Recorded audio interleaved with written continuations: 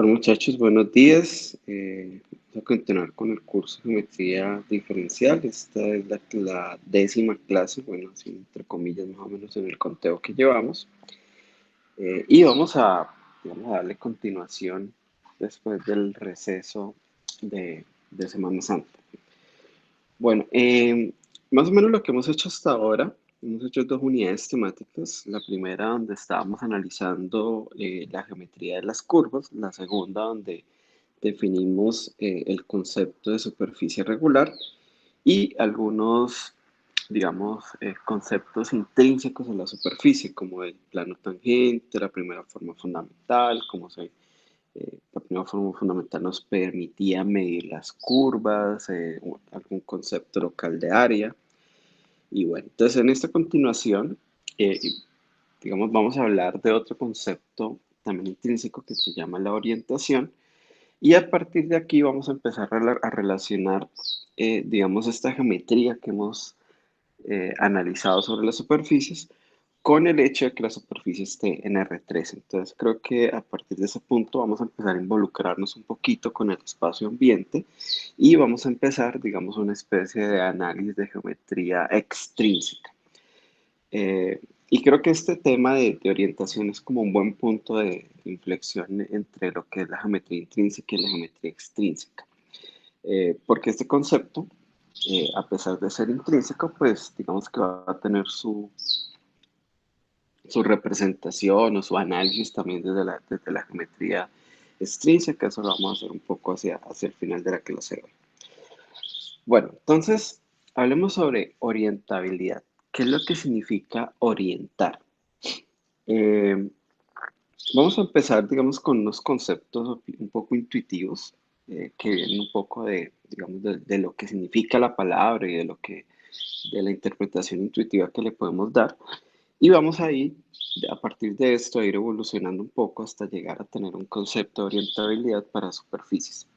Entonces, la primera pregunta es, ¿qué significa orientar?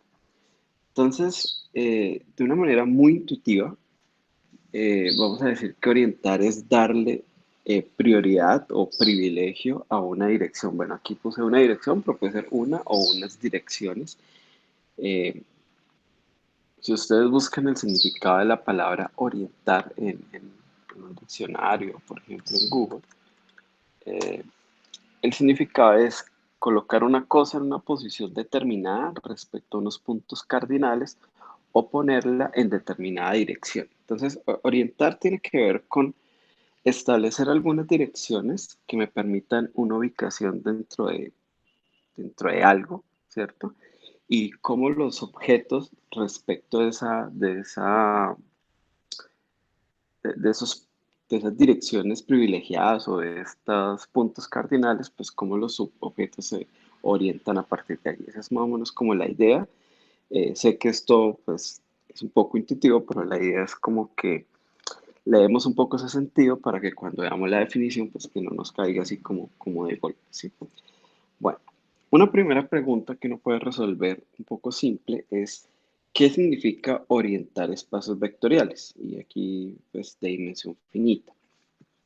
Entonces, ahí podemos empezar con algo muy sencillo. ¿Qué significaría orientar una recta? Bueno, cuando yo estoy en una recta y aquí he colocado una recta horizontal, pues yo como que me puedo mover en dos direcciones totalmente diferentes. Entonces, digamos que me puedo mover hacia la derecha o hacia la izquierda.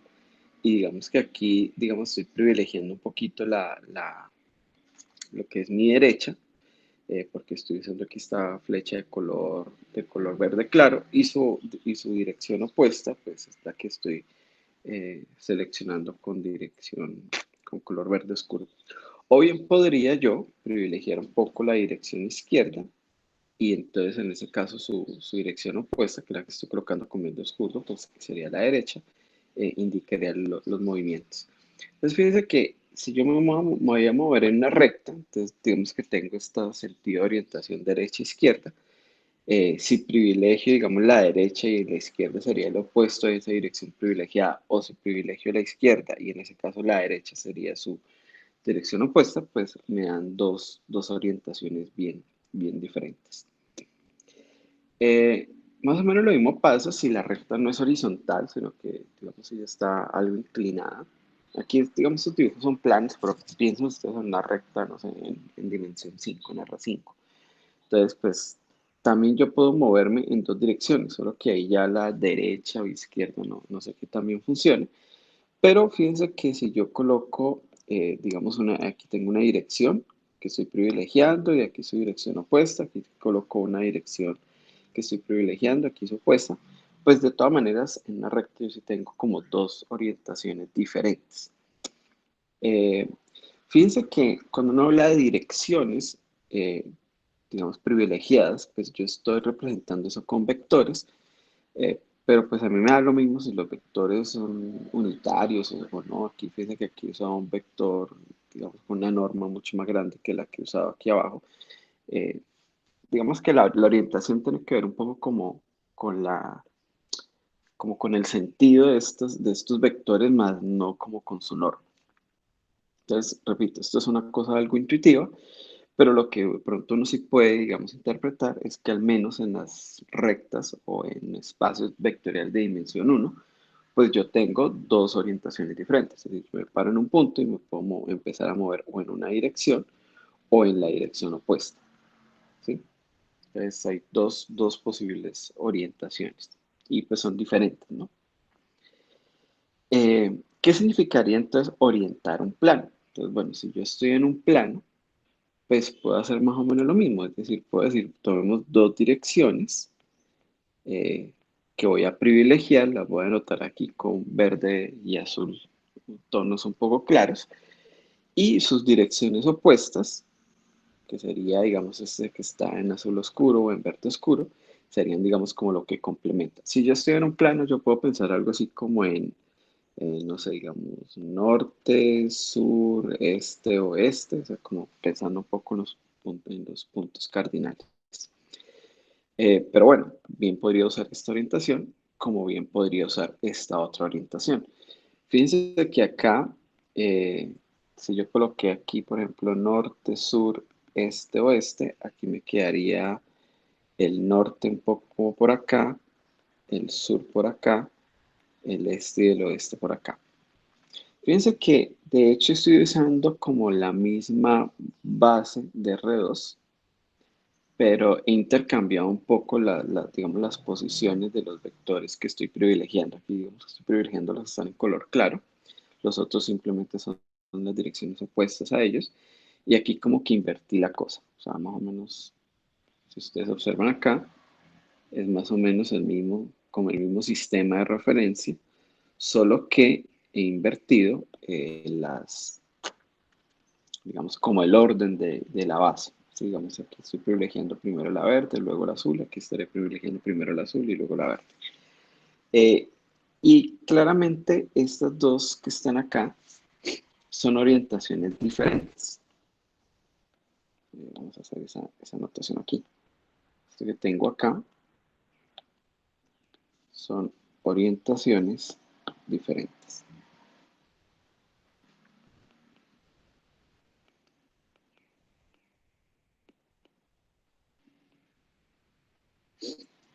Eh, pero fíjense que si estoy pensando un poco como en bases y la idea es ir un poco en esa dirección, aquí yo tengo otra forma de orientar el mismo plano, pero esta forma de orientar y esta forma de orientar no son tan diferentes. Ven que si yo intento superponer uno sobre el otro, pues tengo más o menos lo mismo. Lo único que hice fue como cambiar la norma de los vectores, eh, como escalarlos un poco y fíjense que no estoy diciendo nada diferente. O sea que en estas dos que tengo acá, realmente tengo la misma orientación. O sea, entre estos dos tengo orientaciones, eh, vamos a llamarla equivalentes, por no decir que son iguales. Y de hecho podría cambiar drásticamente la forma de orientar, tener una orientación como esta que está acá.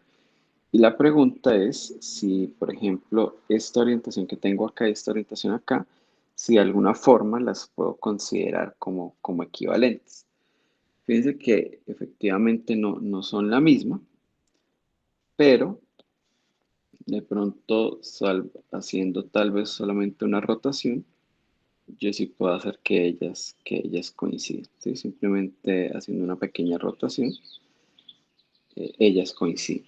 Porque fíjense que cuando yo estoy en un plano, eh, en realidad yo no tengo como direcciones canónicas, por así decirlo, salvo que esté en R2. En R2, digamos, conocemos lo que llamamos base canónica, pero si yo estoy, no sé, en un plano, no sé, en R3, por ejemplo, el plano X más Y igual a Z, qué sé yo. Entonces ahí pues no tengo una base canónica como para decir, vea, lo que esté con esta base canónica está en esa orientación y lo que no, o es una orientación diferente o equivalente. Entonces aquí es un poco más complicado. Bueno, entonces la pregunta, pues yo sería, ¿qué sería entonces orientar? Parece ser que orientar es como definir bases en el espacio, ¿cierto? Ahí estoy de alguna forma privilegiando unas direcciones, pero esas bases de alguna forma tienen que estar ordenadas porque si yo permuto orden entre los elementos de la base, pues a lo mejor ni siquiera tengo la misma orientación. Bueno, repito, todo esto son ideas intuitivas, como para que la definición no nos caiga así como un baldado de agua. Bueno, entonces vamos a analizar un poco esto más de forma matemática. Entonces vamos a hablar de algo que se llama la relación de equivalencia entre las bases ordenadas. Entonces, si yo tengo un espacio vectorial de dimensión n, dimensión finita, entonces vamos a meter en un conjunto, que lo llamo así B sub O, que son bases ordenadas, que es el conjunto de todas las n uplas, u1, 2, u sub n, que esto va a estar pues en B elevado a la n. Entonces, esto, como todo el conjunto de n uplas de vectores, de tal manera que esos vectores forman una base del espacio vectorial B. Fíjense que, por ejemplo, si yo estoy en R2, si estoy trabajando en R2, yo podría tener acá, por ejemplo, el vector E1, E2, digamos la pareja ordenada con los vectores E1, E2, y debo tener la pareja ordenada con los vectores E2, E1, y puedo tener la pareja ordenada con los vectores, por ejemplo, menos E1, E2, o menos E sub 2, E sub 2. Y bueno, y ahí simplemente son unos pequeños ejemplos porque esto pues, obviamente es un conjunto infinito, ¿no? Hay muchas bases que yo puedo definir sobre R2. Cada vez que esas bases yo las meto entre paréntesis, ahí lo que estoy haciendo es dándole un orden, pues puedo tener un elemento acá y permutaciones de esos elementos, como para cambiar el orden, pues también son elementos de este conjunto que hemos llamado BO, que es el conjunto de bases ordenadas. Bueno, entonces una vez que tengo ese conjunto de bases ordenadas, vamos a definir una relación de equivalencia allí. Vamos a decir que dos n-uplas, o sea, dos parejas de bases, pero coordenadas cada una, eh, vamos a decir que ellas van a estar relacionadas si solamente si la matriz, o bueno, el determinante de la matriz de cambio de base es positivo. Recuerden que lo que yo puedo hacer es escribir cada elemento de una base, digamos, de esta base de elementos 1, 2 hasta n. Cada uno de ellos lo escribo como una combinación lineal de los elementos de la otra base. Y estos coeficientes que aparecen aquí, o estos escalares de cada combinación lineal, forman una matriz, y esa es la matriz que llamamos de matriz de transición entre las bases. Entonces vamos a decir que dos bases ordenadas están relacionadas si su matriz de cambio de base tiene determinante positivo. Claro, no puedo decir, pero ¿por qué estamos hablando de determinante positivo? Porque si miramos en el otro ejemplo, digamos, bases que uno puede considerar equivalentes son como aquellas que se obtienen como por rotación. Las matrices de rotación son matrices con determinante 1. Pero si, digamos, permitimos bases, por ejemplo, no ortonormales y digamos otro tipo de bases, a lo mejor estas matrices son como una especie de generalización de esas rotaciones. Pero digamos que hay muchas formas de acercarse a esta definición. Yo podría decir, bueno, dada una base, yo la puedo ortonormalizar y luego de esa ortonormalización con otra que está ortonormalizada, entonces ya la matriz de cambio entre ellas dos puede ser una especie de matriz de rotación compuesta con matrices de permutación a matrices de reflexión.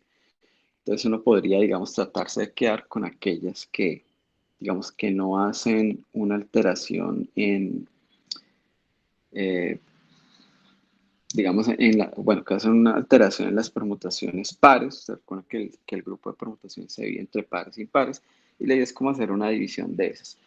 Pero digamos que algo un poco más simple es simplemente decir, bueno, tomemos dos bases ordenadas y miremos cómo se transforma la una en la otra y pues hay dos opciones, o el determinante es positivo o el determinante negativo, porque pues ustedes saben que las matrices de transición son matrices no singulares. Y entonces cuando el determinante sea positivo, pues vamos a decir que ellas dos van a estar relacionadas. Esa es la forma como voy a decir que hay como dos orientaciones, entre comillas, equivalentes. Bueno, entonces, eh, ¿por qué esto es una relación de equivalencia? Bueno, eso en realidad no es tan complicado. Si yo voy a escribir una base en términos, o cada vector de una base en términos de esa misma base, pues los coeficientes que aparecen acá, que entre otras cosas son únicos, pues tienen que ser los famosos delta de Dirac.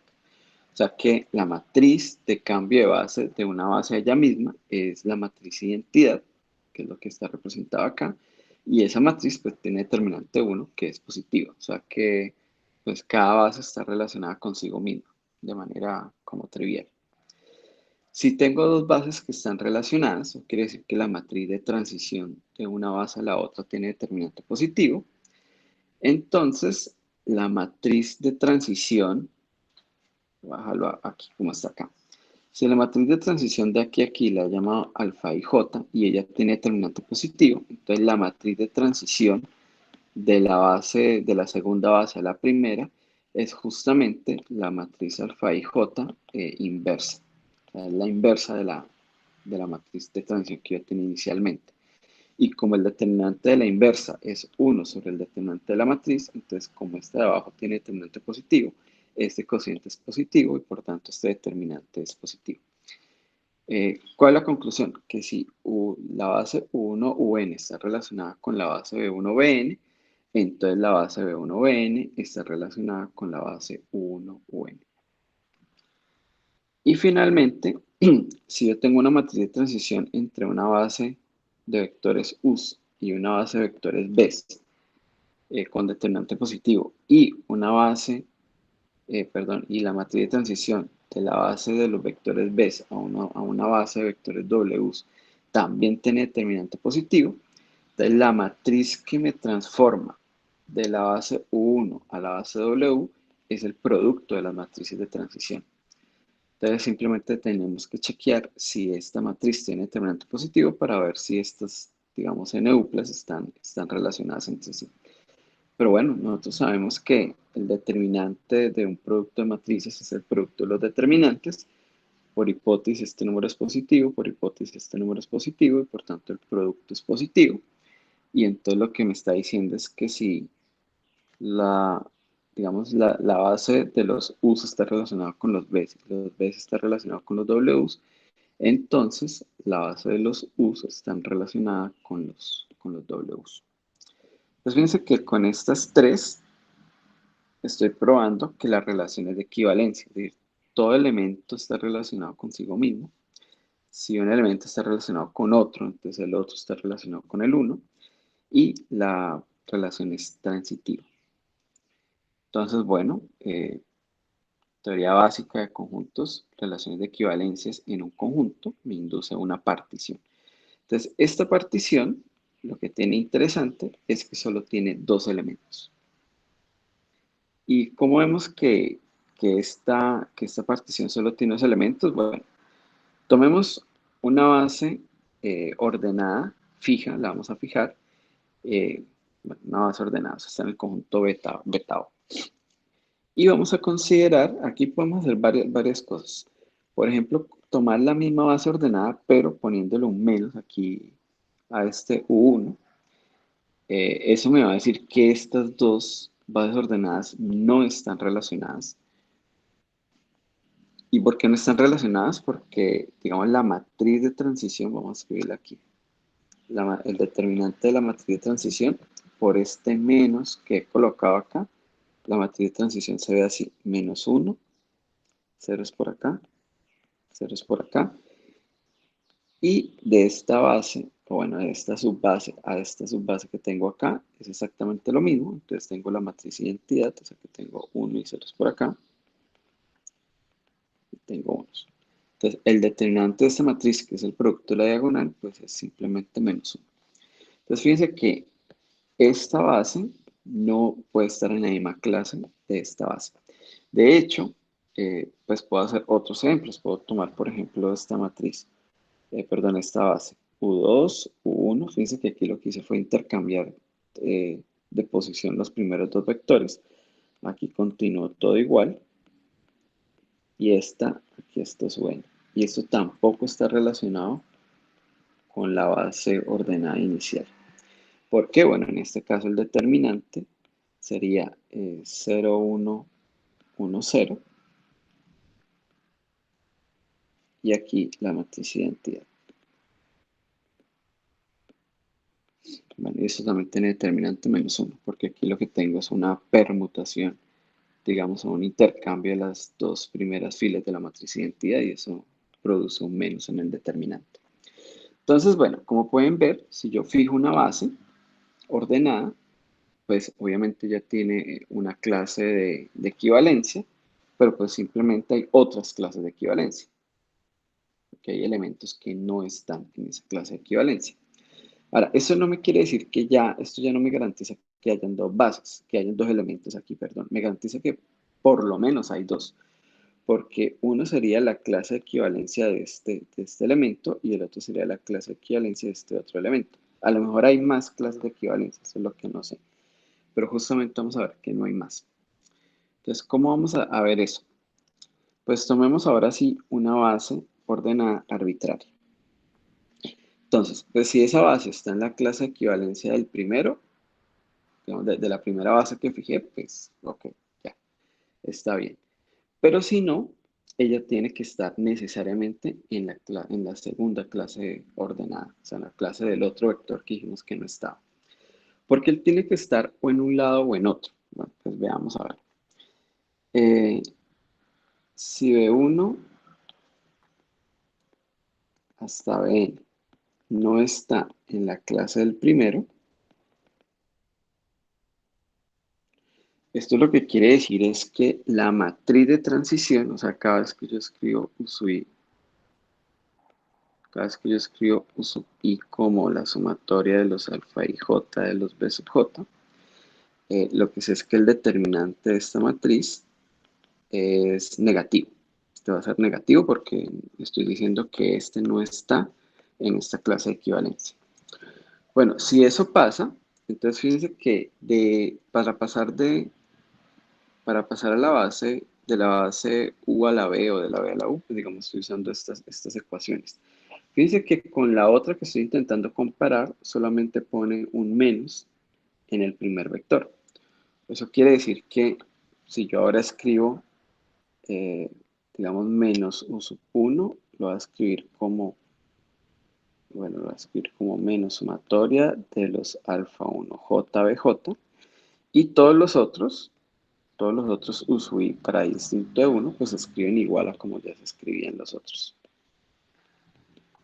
Eso quiere decir que la matriz de transición, no, la matriz de transición de la matriz menos U1, UN, A, B1, Bn, pues esa matriz, ¿cómo va a ser? Va a ser así, alfa 1, 1, alfa 1, 2, alfa 1, n. O sea, es la misma matriz que tenía inicialmente, pero ahora todos los de la primera fila tienen un menos adicional.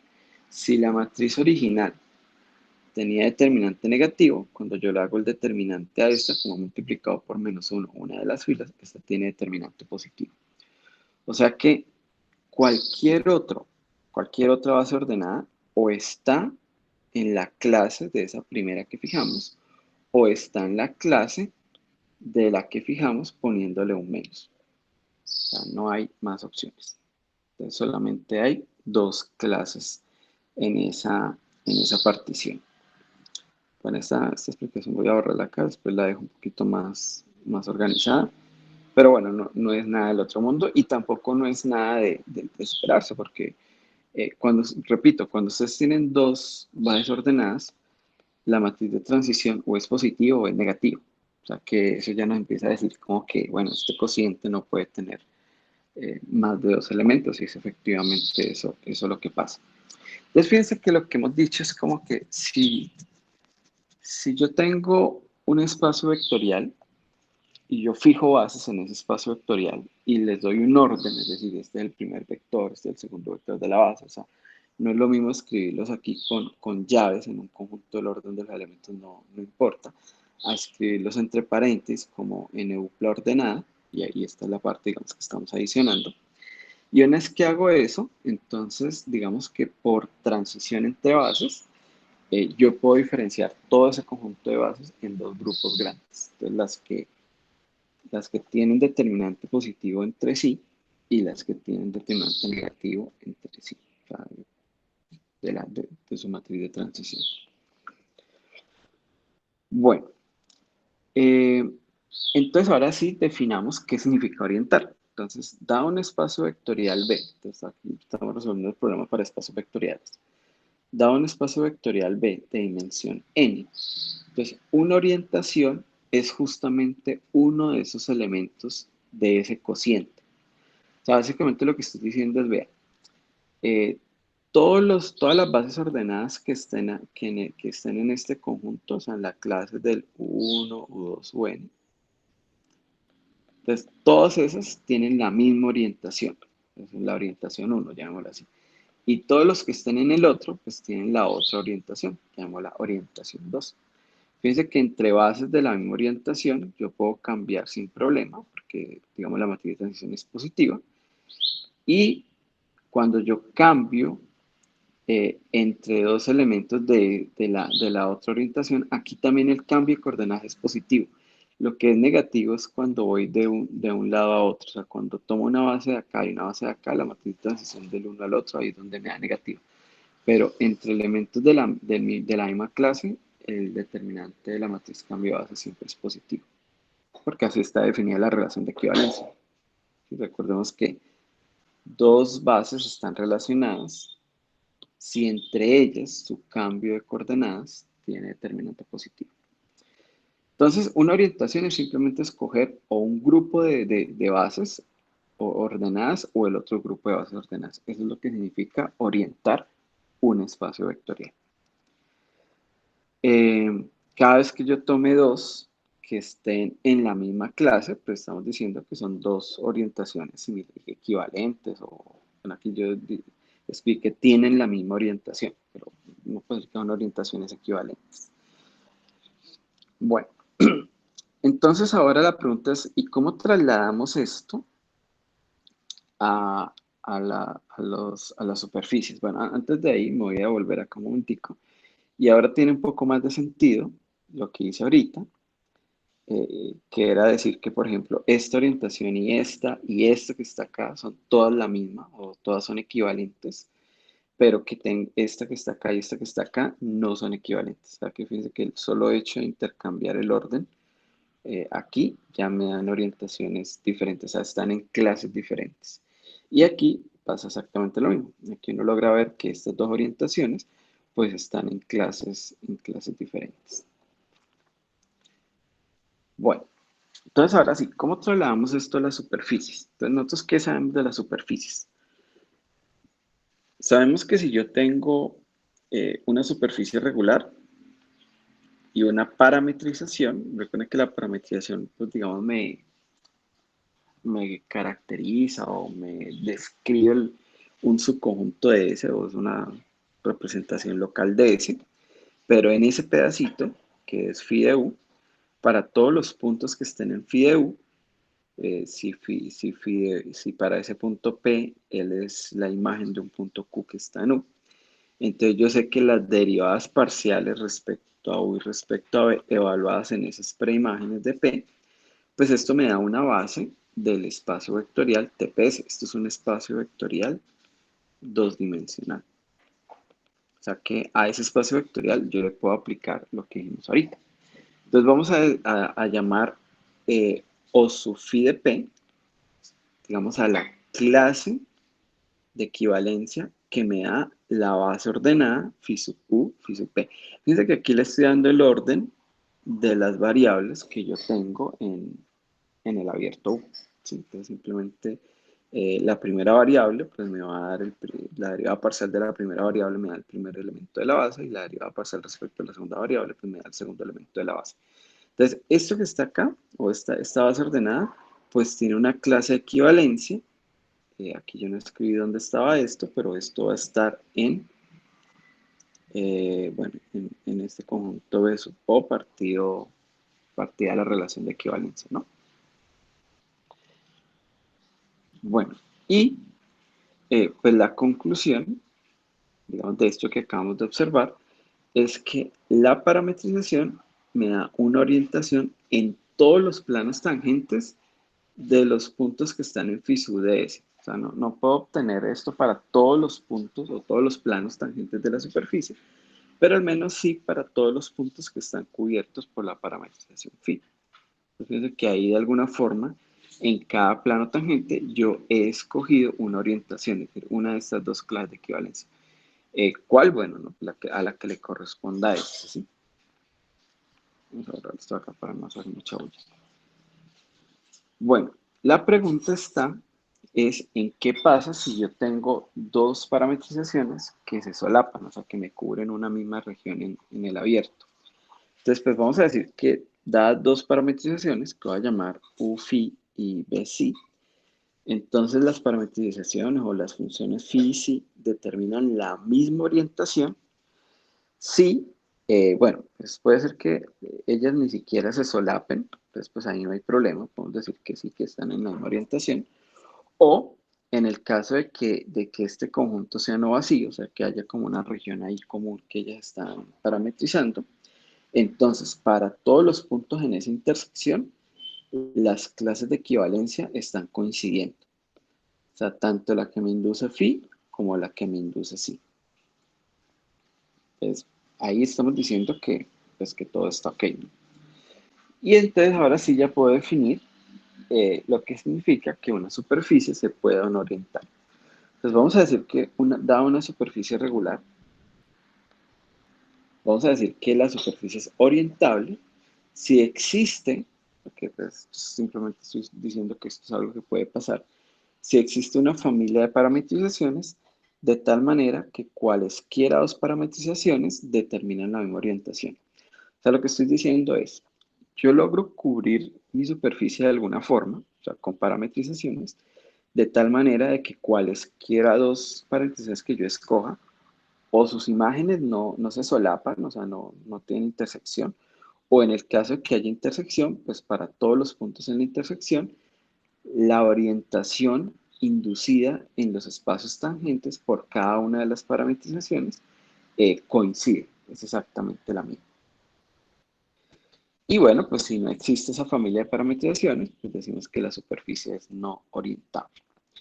Entonces fíjense que esto empieza a tener ya algo de sentido, porque lo que estoy diciendo es, orientar una superficie quiere decir de alguna forma orientar los espacios tangentes, que son los espacios vectoriales y para los cuales, digamos, yo tengo una definición de orientación. Pero no es orientarlos de cualquier forma, porque pues simplemente cualquier espacio vectorial yo lo puedo orientar. Recuerden que orientar es simplemente escoger uno de los dos elementos que están en esta clase de equivalencia, o en esta partición, perdón. Pero lo que quiere decir es que las vamos a orientar usando las parametrizaciones. Pero nada garantiza que una vez que yo ponga parametrizaciones, dos orientaciones que cubran un mismo punto estén dando la misma clase de equivalencia. Pero bueno, como que puede que suceda, como puede que no suceda. Pero sí sucede, y sucede siempre, es decir, para cualesquiera parte de parametrizaciones, si ellas se intersecan, necesariamente en todos los puntos de la intersección tiene que pasar esto. Entonces ahí es cuando decimos que la superficie se puede orientar, porque las parametrizaciones están induciendo o determinando siempre la misma orientación sobre los espacios tangentes. Es como si, fíjense que esto es un poco equivalente a decir que si yo tengo el espacio vectorial, perdón, tengo la superficie regular, en cada punto yo tomo el espacio tangente y le hago una escogencia de esa clase de equivalencia. ¿Vale? Digo, puedo haber hecho la definición un poco al contrario. En cada punto hago la escogencia. Y luego pongo una parametrización y resulta que esas parametrizaciones, y, digamos, su clase de equivalencia inducida por la base que inducen ellas, es exactamente la que yo ya tenía escogida de forma a priori. ¿Sí? Es decir, en el caso que dan solapamientos, pues a ellas no, digamos, no están dando información contraria. Entonces, bueno, eso es lo que significa que una superficie sea orientable. Esto no es tan trivial ni tan inmediato. Vamos a ver aquí con algunos ejemplos digamos, cómo se ven las superficies orientables. De hecho, vamos a dar una caracterización al final. Pero es como para que entiendan que al final la orientación de la superficie tiene que ver es con la forma en cómo yo oriento los espacios vectoriales tangentes o los planos tangentes. Y orientar un plano tangente simplemente es escoger entre dos elementos que hay en una clase de equivalencia. Básicamente es como poner bases orientadas de tal manera que entre ellas siempre el cambio de coordenadas tenga determinante positivo. Es como la idea. Y bueno, vamos a resumirlo un poco así, porque esta es la forma en como los libros presentan la definición. Pero es como para que vean de dónde es que viene esto motivado. De hecho, esta definición que está acá es la que ustedes van a encontrar en muchos textos. Una superficie regular es orientable si existe una familia de parametrizaciones, de tal manera de que si tengo dos parametrizaciones que se están solapando, o sea, que están cubriendo una región en común, aquí tenemos el dibujo clásico, entonces el determinante de esta matriz, o sea, recuerden que esta es como este es el jacobiano de la función cambio de coordenadas, si ese determinante es positivo. Y de hecho algunos libros lo dicen así, si el determinante del jacobiano de la función cambio de coordenadas tiene determinante, es positivo. En otras palabras, vamos a analizar un poquito el dibujo, que a mí me gusta un poco más así. Yo tengo una superficie y yo he puesto parametrizaciones, ¿sí? De tal manera que cubren a esa. Cada vez que yo vea una intersección como esta que está acá, o sea, tengo dos parametrizaciones que están parametrizando una región común, entonces en esa región común yo puedo venir y tomar aquí las preimágenes, recuerden que me dan unos subconjuntos aquí abiertos. Entonces puedo establecer esta función que vaya aquí, que es ir por phi, y luego bajar por psi a la menos 1. Esta función acá, que es la que llamaba función cambio de coordenadas, si esta matriz tiene determinante de jacobiano positivo. Eso es lo que está diciendo acá. Pero es justamente lo que hemos venido hablando, porque recuerden que si yo llamo J a ese jacobiano, a esa matriz de la diferencial, entonces yo sé que si el jacobiano es una matriz de la forma así A, B, C, D, entonces eso es porque phi sub U es A por phi sub R más C veces psi sub S, y phi sub B es B por psi sub R más D veces psi sub S. Es decir, esta matriz es la que me dice cómo escribo la base que me induce esta parametrización como combinación lineal de la base que me induce esta otra parametrización. Es decir, es justamente la matriz de cambio de base. Recuerden que esto cuadra muy bonito, ¿sí? Esta función es la que cambia las coordenadas, es la que me cambia los v por r, s. Y la derivada o la diferencial de esta es la matriz que me cambia entre las bases de los espacios vectoriales, que ahora tienen, el mismo espacio vectorial ahora tiene dos bases, una inducida por cada uno. Bueno, entonces fíjense que aquí, en lo que escribí aquí arriba, digamos, estoy resumiendo lo que dije antes. Lo que estoy diciendo es, una superficie es orientable si yo la puedo cubrir con parametrizaciones, de tal manera que cada vez que yo tenga dos cartas que se están intersecando, entonces ambas están induciendo la misma clase de orientación en el espacio tangente de cada uno de los puntos que están ahí en esa intersección. Eso tiene que pasar en todos los puntos, porque si en unos puntos sí coinciden, en otros no, pues no, eso no me está sirviendo. O sea, la definición es que, de aquí devolvámonos, en todos los puntos P que estén en W, la orientación que induce phi en P, o en el espacio tangente a P, es la misma orientación que induce psi en el espacio tangente a P. Bueno, eh, sé cómo vamos, muchachos. ¿Hay alguna pregunta o inquietud?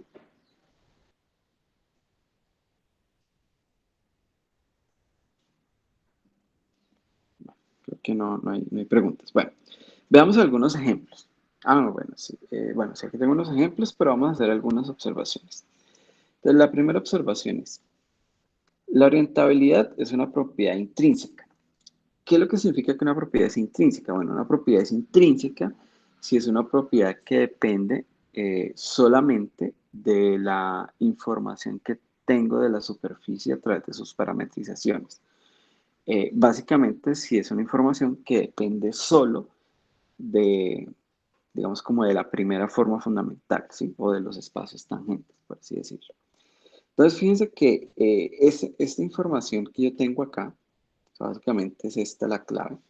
Si el cambio de coordenadas tiene jacobiano, bueno, sí, creo que jacobiano se llama el determinante de la matriz jacobiana. Si tiene jacobiano positivo, esa es una información que únicamente está dependiendo de S y de la forma como la parametrizo. No me está dependiendo de cómo está S en R3. ¿Sí? Yo sé que esto todavía está un poco no muy claro porque no hemos empezado a hacer nada de geometría extrínseca. Eh, pero bueno, la idea es como que que la superficie orientable o no orientable es una propiedad que depende única y exclusivamente de S y de la forma pues como la estoy describiendo.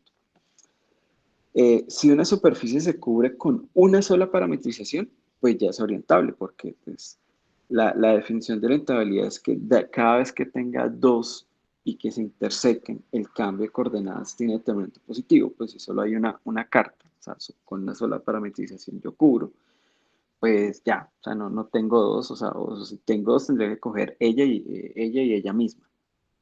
Y en ese cambio, en ese caso, la matriz de cambio va a ser la matriz identidad. Y entonces la identidad pues tiene determinante positivo.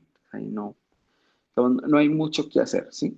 Fíjense que si aquí yo tomo psi igual a phi, lo que estaría haciendo es el determinante de phi a la menos 1 compuesto phi, pero esta es la matriz, la, la función identidad. Y la diferencial de la función identidad es la matriz identidad y esto tiene determinante 1, que es positivo. O sea, si solo hay una carta, pues como que trivialmente esto pasa, ¿sí? De hecho, básicamente uno podría decir, no, pues como no hay dos cartas sino una, pues ya se satisface, pero si quiero tomar la otra como ella misma, pues igual la definición que está aquí no flaquea, o sea que no hay problema. Bueno, pero total, si la superficie se cubre con una sola, pues ya es orientable, ya no hay nada más que hacer. Y la otra observación es que toda superficie es localmente orientable. Localmente significa que en cada punto hay una vecindad que tiene la propiedad. O sea que si yo digo, bueno, si yo me paro en una superficie y me paro en un punto, pues localmente se cubre, o sea, en un conjunto pequeñito yo lo cubro con una sola carta. Entonces, si ahora me quedo con ese pedacito de superficie, ya no con todas, sino con ese pedacito de superficie, pues como lo cubrí con una sola carta, pues es orientable. O sea, toda superficie, localmente, un pedacito es como un plano. Y los planos son orientables. Entonces, no hay nada que analizar. O sea que la orientabilidad, pues tiene sentido hablarla como propiedad global. ¿Sí? O sea, no tiene sentido como, bueno, tomamos una superficie y vamos a orientarla en un abierto. Eh, digamos, o que pueda, en un abierto suficientemente pequeño, voy a intentar orientar, ¿no? Eso siempre se puede, entonces no hay problema. Entonces, cuando uno habla de orientabilidad, es una propiedad de tipo global, o sea, no tiene sentido hablar de orientabilidad en, en abiertos pequeños de la superficie, porque pues, siempre te va a dar orientable. Entonces, no tiene sentido. Pero bueno, a mí me gusta, por ejemplo, Carmo lo dice así, o sea, la orientabilidad es una propiedad global, no tiene sentido pues como hablar de ella de forma local. Pero pues también lo puede decir así, toda superficie es localmente orientable, es decir, que en la localidad, o sea, en regiones muy pequeñas, no logramos ver nada extraño.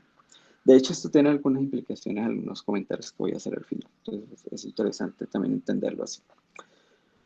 Bueno, ahora sí, ejemplos de superficies orientables. Pues bueno, las gráficas de las funciones. ¿Y por qué las gráficas de las funciones? Bueno, si tengo recuerden que si yo tomo funciones o campos escalares definidos sobre abiertos en el plano, sus gráficas son funciones. Este es como el primer ejemplo que siempre hago de superficies. Entonces, las gráficas son superficies, porque las gráficas son funciones. Las gráficas son superficies regulares siempre. Eh, entonces, de hecho, todas ellas son orientables. ¿Y por qué? Bueno, pues tomen la función phi, ¿cierto? Perdón, la función f, definida en un abierto de R2 en R. Eh, la superficie serían todos los puntos X, Y, Z en R3, tal que la tercera es justamente la imagen de las dos primeras. Y ella es orientable, pues porque la cubro con una sola carta. Simplemente yo construyo phi de esta forma. Phi de V igual a V, F de U, como ven. Entonces, pues, simplemente como se cubre con una sola carta, pues es orientable. Eh, un ejemplo del ejemplo. Un paraboloide circular, por ejemplo. Si yo tomo S, el conjunto de puntos X, Y, Z en R3, tal que Z es igual a X cuadrado más Y cuadrado, eso me da un objeto más o menos como este. Entonces, pues bueno, ahí ya se ve que él es la gráfica de una función. Aquí, recuerden que para ver si algo es una gráfica, es como en cálculo 1, ¿no? Líneas verticales cortan una sola vez el objeto. Entonces, o sea, esto se proyecta uno a uno aquí sobre este plano. Entonces, pues bueno, como esto es una gráfica, pues ya, por ser gráfica es superficie regular y por ser gráfica es automáticamente orientable. Entonces, es un ejemplo del ejemplo. Bueno, y otro ejemplo es la esfera. Pues, si la esfera, uno esperaría que fuera una superficie oriental, la esfera es una superficie realmente muy bonita, con montones de simetrías, pues no es raro que tenga la propiedad de ser oriental. Bueno, entonces la idea es, eh, la esfera se define como el conjunto de puntos en el espacio que están a distancia uno del origen, o que satisfacen esta ecuación. Entonces lo que vamos a hacer es cubrir la superficie con dos parametrizaciones. Claro, de hecho nosotros hemos visto que se puede cubrir con muchas más parametrizaciones, pero como necesito chequear que el cambio de coordenadas tiene determinante positivo, pues si lo hago con dos, pues es menos trabajo, ¿no? Entonces vamos a usar digamos, las parametrizaciones inducidas por las inversas de las proyecciones estereográficas. Eso lo vimos hace ya algunas semanas. Entonces simplemente, bueno, una de ellas es esta, o sea, con todo el plano cubro toda la esfera menos un punto. Aquí puedo haber puesto menos el polo norte, pero al fin y al cabo la función llega a C2. Eh, bueno, este cálculo también lo hicimos en clase. La representación algebraica de esa función es esta que está acá. Y si hago la inversa de la proyección con el polo sur, llego a esto que está acá. Fíjense que es básicamente lo mismo. Vamos a observar aquí. Algebraicamente son básicamente la misma función, solo que la tercera coordenada invierte los signos. O sea, si yo le pongo menos a todo esto, me da justamente eso que está acá. Claro, porque una me cubre todo menos el polo norte, y ahora necesito cubrir todo menos el polo sur. Entonces basta con hacer una reflexión en la coordenada z. O sea, es como pasar de x, y, z a x, y menos z. Entonces, básicamente con ese cambio de signo yo puedo construir esta función. O simplemente hago la otra proyección y le calculo la inversa. Bueno, y ahí llegan a esta fórmula. Bueno, entre las dos parametrizaciones se cubre toda la esfera. W, recuerden que W es lo que queda cubierto en simultáneo por las dos, es toda la esfera a excepción de los dos polos. ¿Por qué? Porque una de las parametrizaciones no cubre un polo y la otra de las parametrizaciones no cubre el otro polo, pero cubren todo lo demás. Entonces, lo W, que es la intersección de, o sea, este W sería phi de R2 intersección psi de R2, simplemente da toda la esfera salvo los dos polos. Y esto es no vacío, que era lo que yo quería escribir acá. Acá me quedó igual a vacío, pero no es que sea igual a vacío, es diferente de vacío. Bueno, y si hago phi a la menos 1 W, pues me da todo el plano menos el origen, porque recuerden que lo que yo hago es tomar todo el plano y cubrir toda la esfera salvo el polo norte. Pero este de aquí va al polo sur. Este es el polo sur, este es el polo norte. Entonces, si yo tomo la esfera menos los dos polos, pues la preimagen de esto es todo el plano menos el origen, que era el que me estaba cubriendo el sur. Este de acá no importa que lo haya quitado porque al final no lo estaba cubriendo, y la otra parametrización hace exactamente lo mismo. Entonces, como para identificar quiénes son los conjuntos donde van a quedar definidas las composiciones.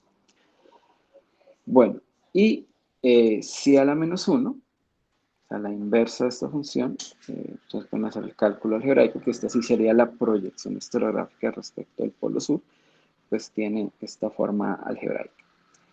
Entonces, lo que vamos a hacer es calcular el cambio de coordenadas. El cambio de coordenadas es si a la menos 1, compuesto phi. Esto va de la custodia de phi a la menos 1 de W en si a la menos 1 de W. Pero pues ya vemos que en ambos casos me da el plano menos el origen. Esta función va de aquí a acá. Y simplemente pues es hacer el cálculo. Aquí sería si evaluado en phi de u, b. Phi de u, b es esto que está acá. Aquí vamos a aplicar si a la menos 1. Fíjense que si a la menos 1 toma la primera coordenada y la divide en 1 más la tercera. Luego toma la segunda coordenada y la divide en 1 más la tercera. O sea que simplemente es aquí tomar coordenada primera, ponerla aquí arriba, y luego tomar esta y sumarle 1 y ponerla aquí en el denominador. Y aquí sería la segunda coordenada va acá, y aquí abajo va la tercera, que sería como mi z, sumándole 1. Y bueno, simplemente aquí hacemos un poquito de álgebra y llegamos a esta que está aquí, que es u y b, y abajo u cuadrado más b cuadrado. Fíjense que esto no tiene problema, porque esta función, si a la menos 1 compuesto phi, va de R2 sin el origen. Claro, porque ustedes pueden decir, bueno, pero aquí esto se indetermina cuando u igual a b igual a 0, pero bueno, no hay problema, porque es justamente el punto que no estamos considerando en el dominio. Y ahora lo que necesito analizar es cuál es la matriz jacobiana o cuál es la diferencial de esa phi. Aquí simplemente son las derivadas parciales. Recuerden que vamos a llamarla f. Entonces simplemente aquí iría f sub u y aquí iría f sub b. ¿Sí? Y bueno, todas salen con este factor. Entonces este factor lo dejo aquí afuera de la matriz para que sea más bonito. Entonces, lo único que necesito chequear es que este determinante, que el determinante de esta matriz es positivo. Si me da positivo, pues ya. Okay, y ahí lo estoy haciendo en todos los puntos posibles. Aquí estoy tomando u y b arbitrarios, salvo que sean el origen, aquí no hay problema. Bueno, entonces vamos a calcular ese determinante. Entonces el determinante de esa matriz, pues sale el escalar aquí elevado al cuadrado, entonces por eso me queda aquí un 4. Y hago el producto, pues el determinante, no, producto de una diagonal menos el producto de la otra diagonal. Fíjense que esto que está acá es lo mismo que menos u cuadrado menos b cuadrado al cuadrado, que básicamente es como producto aquí, salvo si tiene como menos adicional. Y esto que está acá sería menos 4 u cuadrado b cuadrado. Porque este menos con este menos, pues me da más, pero con este menos vuelve me queda menos. Bueno, eso me da, después de simplificar, menos 1 sobre u cuadrado más b cuadrado al cuadrado. Claro, esta cantidad siempre es positiva, con este menos, esto me da negativo. Y bueno, creo que ustedes ya vieron que no nos dio, ¿no? Ahora, que no nos dio no quiere decir que la función no sea, perdón, que la superficie no sea orientable. simplemente lo que me está diciendo es, vea, cuando usted pone phi, él orienta de alguna forma los planos tangentes de los puntos que no son los polos.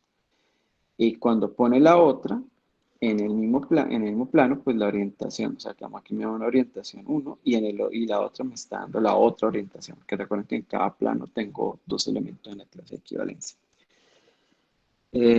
Necesitamos solucionar eso de alguna forma. Necesitamos solucionar eso de alguna forma. Entonces, se me ocurre hacer esto. Esta función phi, vamos a hacer este truco. Muchachos, ¿ustedes me están escuchando? Sí, profe. Ok, bueno, es que mi computadora a veces se le cae el internet, que es donde yo voy como chequeando la grabación, pero bueno. Así es. Bueno, entonces vamos a hacer este truco, ¿listo? Si yo cambio esto que está acá, lo voy a cambiar así de posición. Pues en esencia la función es la misma. Por la simetría de los dominios, esto me está cubriendo exactamente lo mismo que ya estaba cubriendo. O sea que esta phi, digamos, también funciona como parametrización y no, digamos, no estoy alterando mayor cosa. ¿Sí? Es decir, vuelvo y juego. O sea, sí está definido en todo R2 y eso vuelve y cae en la esfera. Y si hago si R2, eso vuelve y me da toda la superficie a excepción del polo sur. ¿Sí? Porque es cuando esto se está anulando. Perdón, cuando... Ah, sí, no me puede dar el polo sur porque esto que está aquí no puede ser -1.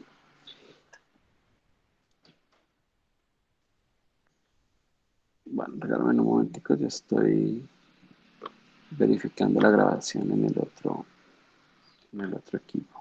Ah, ok, ya. Bueno, entonces fíjense que lo que hice fue como intercambiar esto. En otras palabras, lo que hice fue como intercambiar el orden de R y S. ¿Sí? Es más, de hecho, me gustaría mejor dejarlo así. Vamos a dejarlo igual.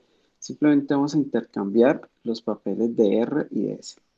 Entonces vamos a poner aquí así. O sea, esto es como si donde dice R yo coloco S y donde dice S coloco R. Así te estoy obligado a hacer el cambio que hice acá. Entonces vamos a poner este aquí y este acá.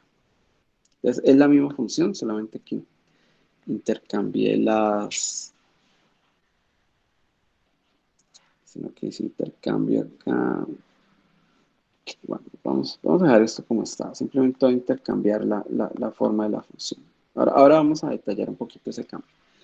Entonces, esta función, definida así, hace exactamente lo mismo que hacía la otra función. Entonces, permuté estas dos funciones acá que están acá. Eso lo puedo hacer un poco por la simetría que tiene R2, porque si yo intercambio esos dos, no va a pasar nada. Bueno, entonces todo esto funciona igual, ¿cierto? Eh, Esta sí a la -1, tal vez sí me va a cambiar de posición estas dos cosas.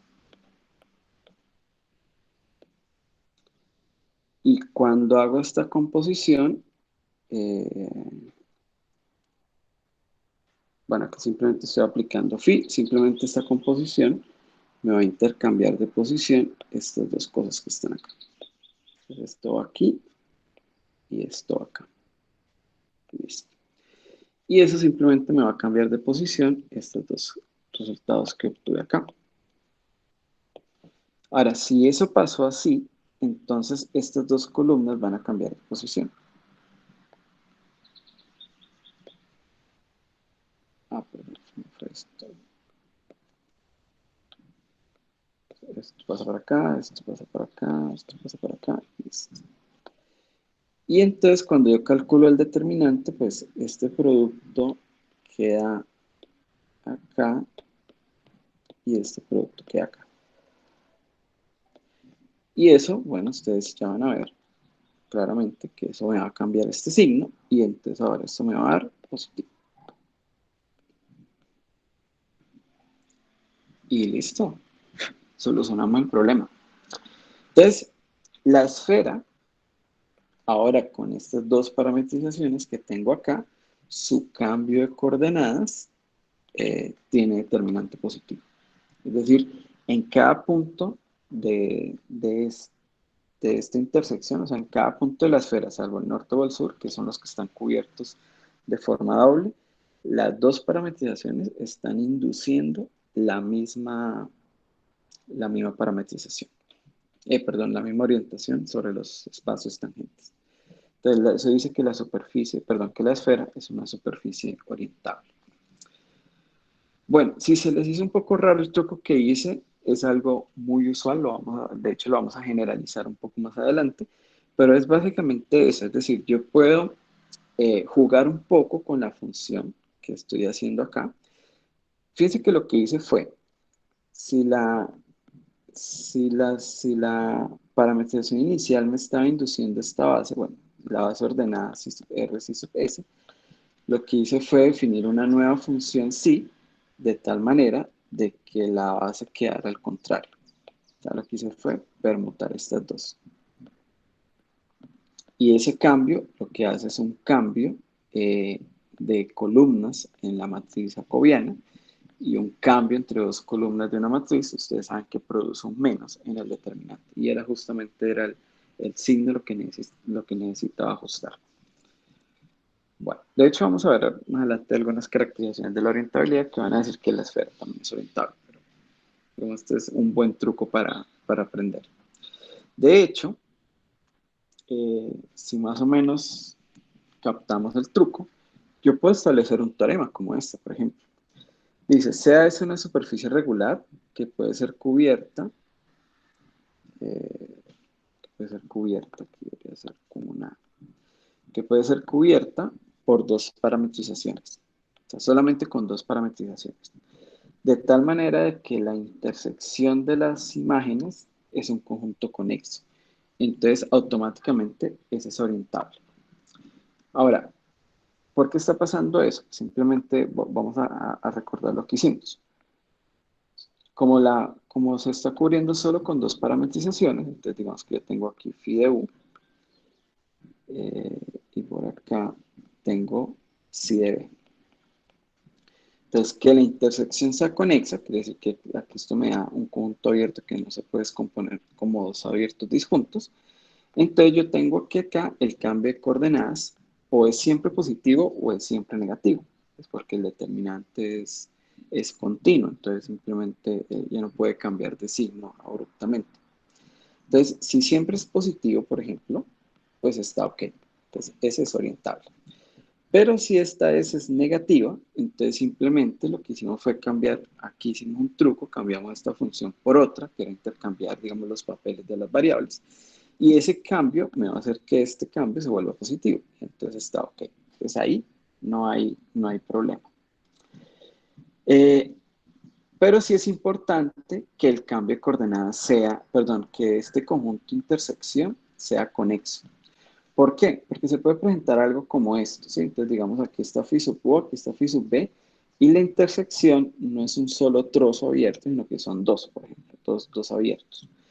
Entonces, puede ser que aquí el cambio de coordenadas sea positivo, digamos, sobre los puntos de esta intersección, y sobre los puntos de esta intersección, el determinante del cambio de coordenadas sea negativo, del determinante de la derivada del cambio de coordenadas.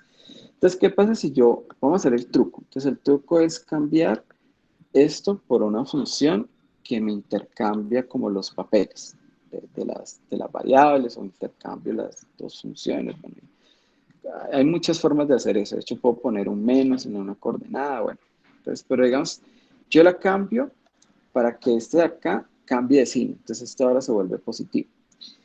Pero si este se vuelve positivo, pues aquí también va a cambiar el signo. Y entonces al cambiar el signo acá, pues ahora este queda negativo y quedan las mismas. O sea, otra vez no puedo garantizar que sobre las intersecciones el determinante, el jacobiano, bueno, el determinante de la matriz jacobiana tiene determinante positivo, porque aquí es negativo, mientras que aquí es positivo. Entonces, si no es conexo, el truco no funciona. O sea, necesito que esta intersección sea conexo. Claro, en el caso de la esfera, esa intersección era toda la esfera, salvo los polos, pues por supuesto tengo un solo conjunto abierto. O sea, no puedo descomponer eso en dos abiertos. Bueno, y la otra razón, digamos la otra moraleja es que esto no va a decir que las superficies siempre son orientables, porque yo puedo ir haciendo el truco, entonces eso no pasa siempre. Vean, por ejemplo, acá. Entonces yo puedo tener un montón de cartas y supongamos que aquí el cambio de coordenadas es positivo, aquí el cambio de coordenadas es positivo, aquí es positivo, pero acá es negativo. Entonces uno puede decir, bueno, vamos a hacer el truco de cambiar las parametrizaciones para intercambiar los signos de los jacobianos, bueno, de los jacobianos. Entonces uno puede decir, bueno, aquí tengo positivo, está ok, y aquí tengo negativo, no está ok. Entonces yo puedo o cambiar esta carta o cambiar esta carta. Entonces, bueno, pues cambiamos esta carta. Entonces si cambio esta carta, pues vamos a representar eso aquí con un cambio de color, digamos, lo vamos a poner naranja también. Entonces ahí, listo, se me cambian los signos. Entonces este pasa de negativo a positivo, pero este cambia de positivo a negativo. Entonces uno puede decir, bueno, listo, no hay problema, no hay problema. Ahora vamos a cambiar esta carta que está acá. Cambiemos esta para cambiar, transformar este negativo. Entonces, si cambiamos esa carta, entonces listo, podemos volver a esto positivo, pero entonces ahora este se vuelve negativo. Entonces me dice, bueno, listo, no hay problema. Pero fíjense que ya estoy tratando de ir haciendo como un caminito acá, entonces vea, positivo, positivo, positivo. Ahora tengo este lío que me dio negativo, entonces listo, entonces cambiemos esta carta que está aquí en verde oscuro, entonces vamos a cambiarla. Entonces otra vez hagamos el cambio del color, la cambiamos por otra y la cambiamos para que esto aquí se vuelva positivo. Pero entonces este aquí también va a cambiar y me va a dar negativo. Y bueno, entonces ahora yo puedo decir, bueno, entonces ahora cambiemos la inicial, que fue la que no cambié. Pero entonces si la cambio, pues este va a pasar a positivo. Y este va a pasar a negativo. Y así fue como empezamos. O sea que no hemos solucionado absolutamente nada.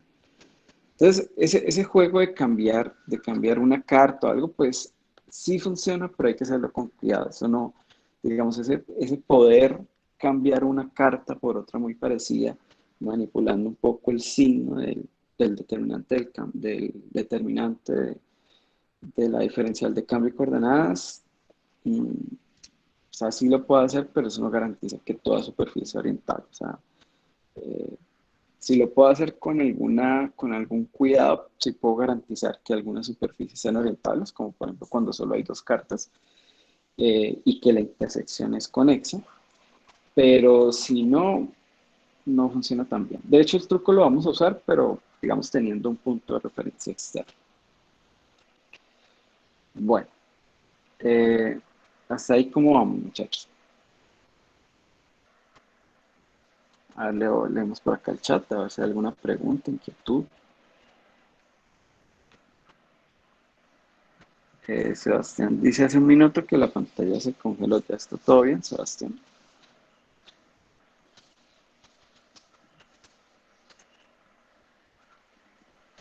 Sebastián, estamos pendientes aquí por el chat.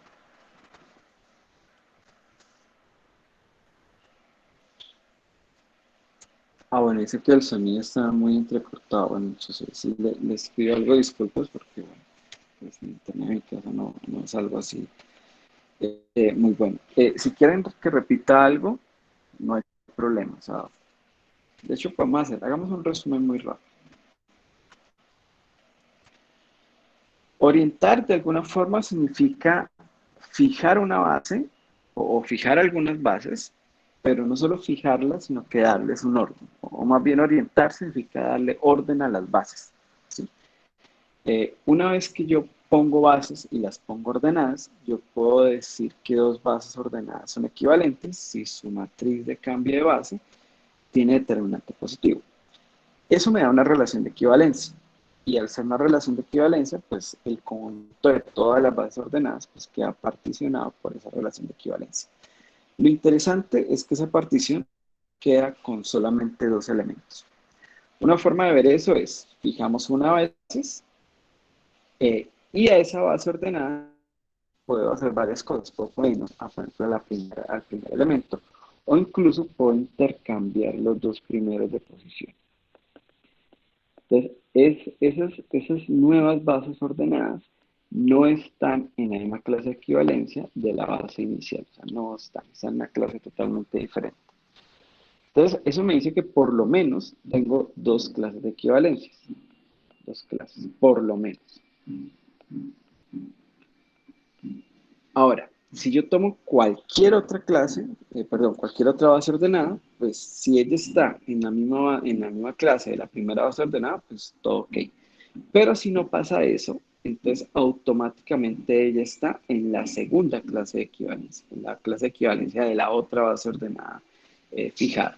O sea que en términos de bases ordenadas, módulo, un cambio de coordenadas con determinante positivo, solo hay dos bases ordenadas. O sea, solo hay dos, repito, módulo, cambio o matriz de cambio de base con determinante positivo. Solo hay dos opciones. Entonces, eso me quiere decir que cada espacio vectorial tiene dos orientaciones. Una orientación va a ser cada clase de equivalencia. Eh, bueno, cuando yo tomo ahora una superficie y una parametrización, pues las parametrizaciones inducen bases en los espacios tangentes. Y esas bases las puedo ordenar de la misma forma en como estoy ordenando las variables en U. Es decir, U es un subconjunto de R2. Fíjense que ahí de alguna forma estoy usando la orientación canónica de R2. Y lo que estoy intentando es ver cómo esa orientación canónica de R2 induce una orientación en los espacios vectoriales. Pues hasta ahí, nada raro. En los espacios vectoriales tangentes, pues digamos, por ser espacios vectoriales, les aplica esto que está aquí arriba. Eh, el lío viene cuando hay dos parametrizaciones que cubren un mismo punto o una misma región. Entonces, cada una está induciendo una clase de equivalencia. Entonces, por un lado, phi, pues induce la clase de equivalencia inducida por su base, pero por otro lado, sí induce otra. Puede que esto sea igual, como puede que sea diferente. Si son iguales, entonces vamos a decir que las dos parametrizaciones están induciendo la misma orientación. Si yo puedo parametrizar de alguna forma de que siempre dos parametrizaciones que cubran un punto en común induzcan la misma orientación, pues estoy diciendo que la superficie es orientable, porque de alguna forma estoy logrando escoger digamos, una orientación en cada espacio, en cada espacio vectorial de manera canon. Canon en el sentido de inducido por la parametrización. Ahora, en términos de parametrizaciones, para no hablar de clase de equivalencia y bla, bla, bla, eso equivale a decir a que yo logro cubrir la superficie de alguna forma, de tal manera que cuando haya una intersección, esta que es la función de cambio de coordenadas, pues su diferencial tiene determinante positivo. Eso es justamente lo que está diciendo acá. O sea, eso es lo que estoy diciendo es que la base que induce phi y la base que induce psi está en la misma clase de equivalencia y por tanto están definiendo la misma orientación. Eh, claro, si la superficie se cubre con una sola carta, pues ya es orientable, pues porque no tengo como con quién más comparar. Y por eso toda superficie es localmente orientable. O sea que la orientabilidad, digamos, es una propiedad global, es una propiedad que tiene sentido preguntarse sobre toda la superficie. Ejemplos de superficies orientables, las gráficas de funciones, porque se cubren con una sola carta. Y la esfera la logramos cubrir con dos parametrizaciones que tenía cambio de coordenadas determinante de jacobiano de cambio de coordenadas positivo. Inicialmente esto no era positivo, era negativo, entonces simplemente lo que hicimos fue como intercambiar aquí la posición de dos, digamos, de dos de estas funciones. Eso, pues, digamos, lo puedo hacer en este caso, pues porque es una esfera y porque puedo intercambiar un poquito esto. Luego más adelante vemos cómo se hace, digamos, formalmente siempre, pero siempre lo puedo hacer. Básicamente es como intercambiar los papeles de las variables y con eso es suficiente.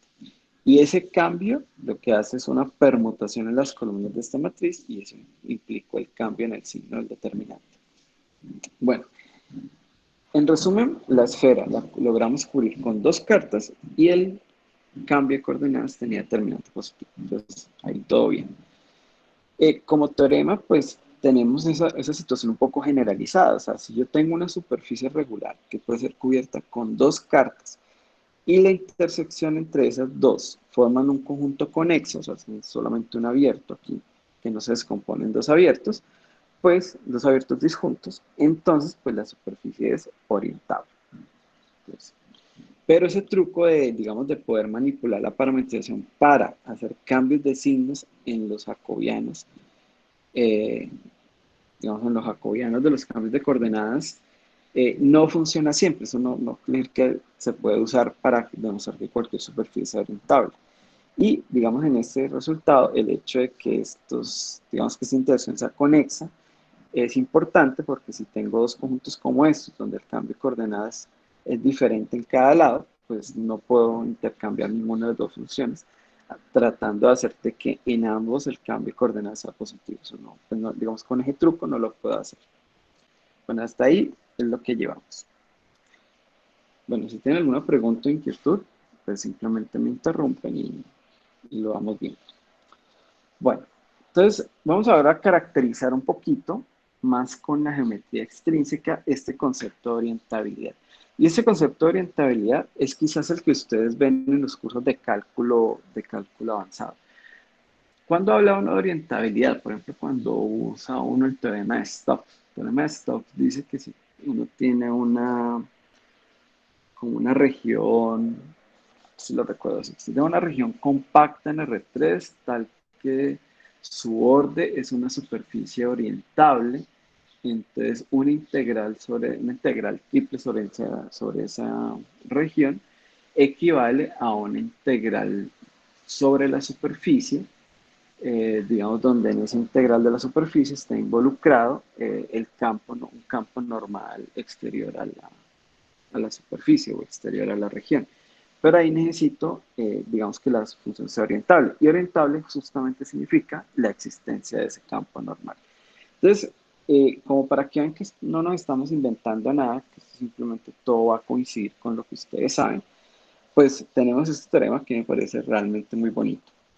Una superficie es orientable si solamente si existe una función n definida en toda la superficie que va a la esfera, bueno, ya va a R3, o sea, es un campo vectorial, pero ese campo vectorial se toma unitario, por eso le pongo aquí S2, de tal manera que ella es diferenciable y en cada punto ese vector NP es perpendicular al plano tangente. Bueno, aquí creo que me faltó cómo hacer una especie de dibujo. La idea es la siguiente.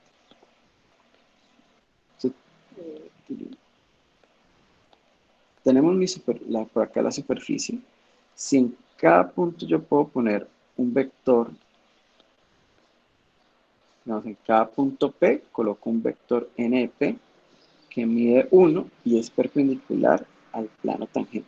Recuerden que aquí tengo un plano tangente, que es TPS, y entonces por acá tengo un punto Q y ahí también puedo definir NQ y NQ lo mismo, mide 1 y es perpendicular aquí a TQS. Entonces si lo puedo hacer en todos los puntos de manera diferenciable, de hecho basta con que sea continuo, entonces la superficie es orientable. Entonces esa es como la caracterización que me da este teorema. Entonces, una superficie orientable, si en todos los puntos puedo poner un vector que mide 1 y es perpendicular a la superficie, y eso lo puedo hacer en todos los puntos de la superficie de una forma diferenciable. Bueno, entonces vamos a ver que esto coincide con lo que hemos venido haciendo. Entonces, esto es un sí y solo sí, ¿no? Que es interesantísimo aquí. O sea, casi que yo puedo, o sea, por eso usamos la orientabilidad, la definición de orientabilidad, en términos de la existencia de ese campo normal unitario, definido de forma global, en los cursos de cálculo, porque pues, si vamos a hablar de espacios tangentes y de parametrizaciones, pues no, digamos, no, se pierde un poco el objetivo de los cursos en cálculo. Este es un concepto mucho más sencillo, pero es totalmente equivalente a lo que estamos diciendo acá. Lo que no me gusta de esta definición es que tiene que ver un poco justamente con la forma en cómo la superficie está cómo S está metido en R3. Entonces, digamos que aquí es donde, digamos, el concepto parece extrínseco, pero ya vimos que en realidad es un concepto intrínseco. Entonces, por eso me gusta un poco más, digamos, la descripción geométrica que la que acabamos de hacer. Pero bueno, esta que es un poco más práctica y más fácil de verificar, pues es totalmente equivalente. Bueno, entonces vamos a hacer la demostración. Entonces, vamos a ir en esta dirección primero. Supongamos que la superficie es orientable. Entonces, ¿cómo definimos n? Entonces, el n lo vamos a definir localmente, o sea, vamos a definir el n por pedacitos. Entonces, vamos a hacer lo siguiente. Si yo tomo un punto P en S y lo cubro con una parametrización, entonces vamos a definir n de P como el producto cruz de los elementos de la base y pues evaluados en la preimagen. ¿Sí? Aquí estoy suponiendo que phi de Q es P. Recuerden que las derivadas parciales se evalúan en las coordenadas. Entonces, estas son las coordenadas de P.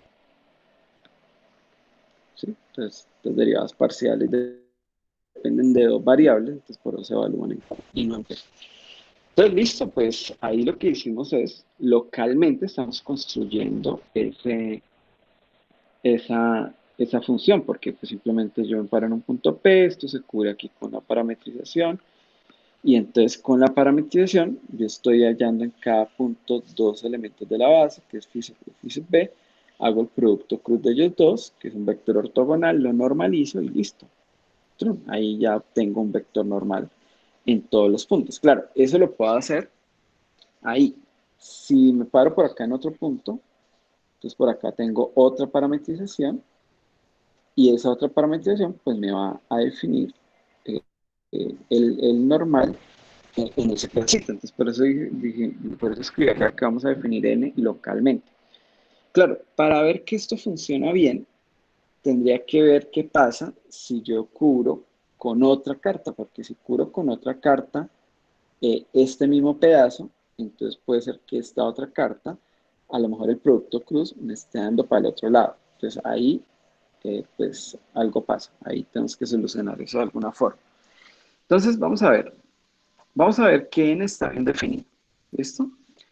Si P está cubierto por dos cartas, entonces digamos que una preimagen es Q y la otra es Q barra, yo sé que el jacobiano, o sea, el jacobiano en Q, tiene determinante positivo, bueno, es positivo, o el determinante de la matriz jacobiana es positivo. Ahora, de hecho sabemos más, si este jacobiano, digamos, si esto fuera la matriz A, B, C, D, entonces yo sé que phi sub u se escribe como A por psi sub R más S por psi sub S más B por psi sub R más D por psi sub S. Entonces cuando yo hago el producto cruz de phi sub u con phi sub B para ver cómo queda el representado en la otra base, simplemente es hacer el producto cruz de estos dos. Pero cuando yo hago el producto cruz aquí, recuerden que el producto cruz es lineal, o sea que es este producto cruz con este producto cruz con este con este con este, luego sumar. Pero cuando hago, por ejemplo, este con este, tengo que hacer si sub r producto cruz si sub r, ese producto cruz da 0. Y cuando hago este con este, también da 0. Cuando hago este con este, me queda si sub r producto cruz si sub s. Y cuando hago este con este, me queda si sub s producto cruz si sub r. Recuerden que el producto cruz es antisimétrico, o sea que simplemente yo puedo poner el orden que quiero, pagando aquí un menos. Yo puedo intercambiar aquí este orden de los vectores y pues aparece un menos. Entonces, usando todas esas propiedades, eso me da A por D menos B por C por si R cruz si sub S. O sea que esto que está acá es justamente el determinante de la matriz J. O sea que, básicamente, en conclusión, cuando yo hago este producto cruz y lo normalizo y hago el otro producto cruz y lo normalizo, ellos son iguales salvo este factor que está acá. Este factor es el determinante de J, simplemente aquí reemplazo esto por esto, y abajo me aparece el valor absoluto del determinante de J. Fíjense que esto es como un número A dividido en su valor absoluto.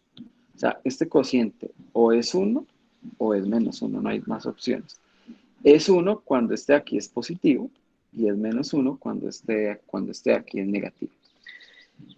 Como estamos en una superficie orientable y yo la cubro de tal manera de que sus cambios de coordenadas tienen jacobiano positivo, pues este número es un 1. Y si es un 1, pues simplemente estos dos coinciden.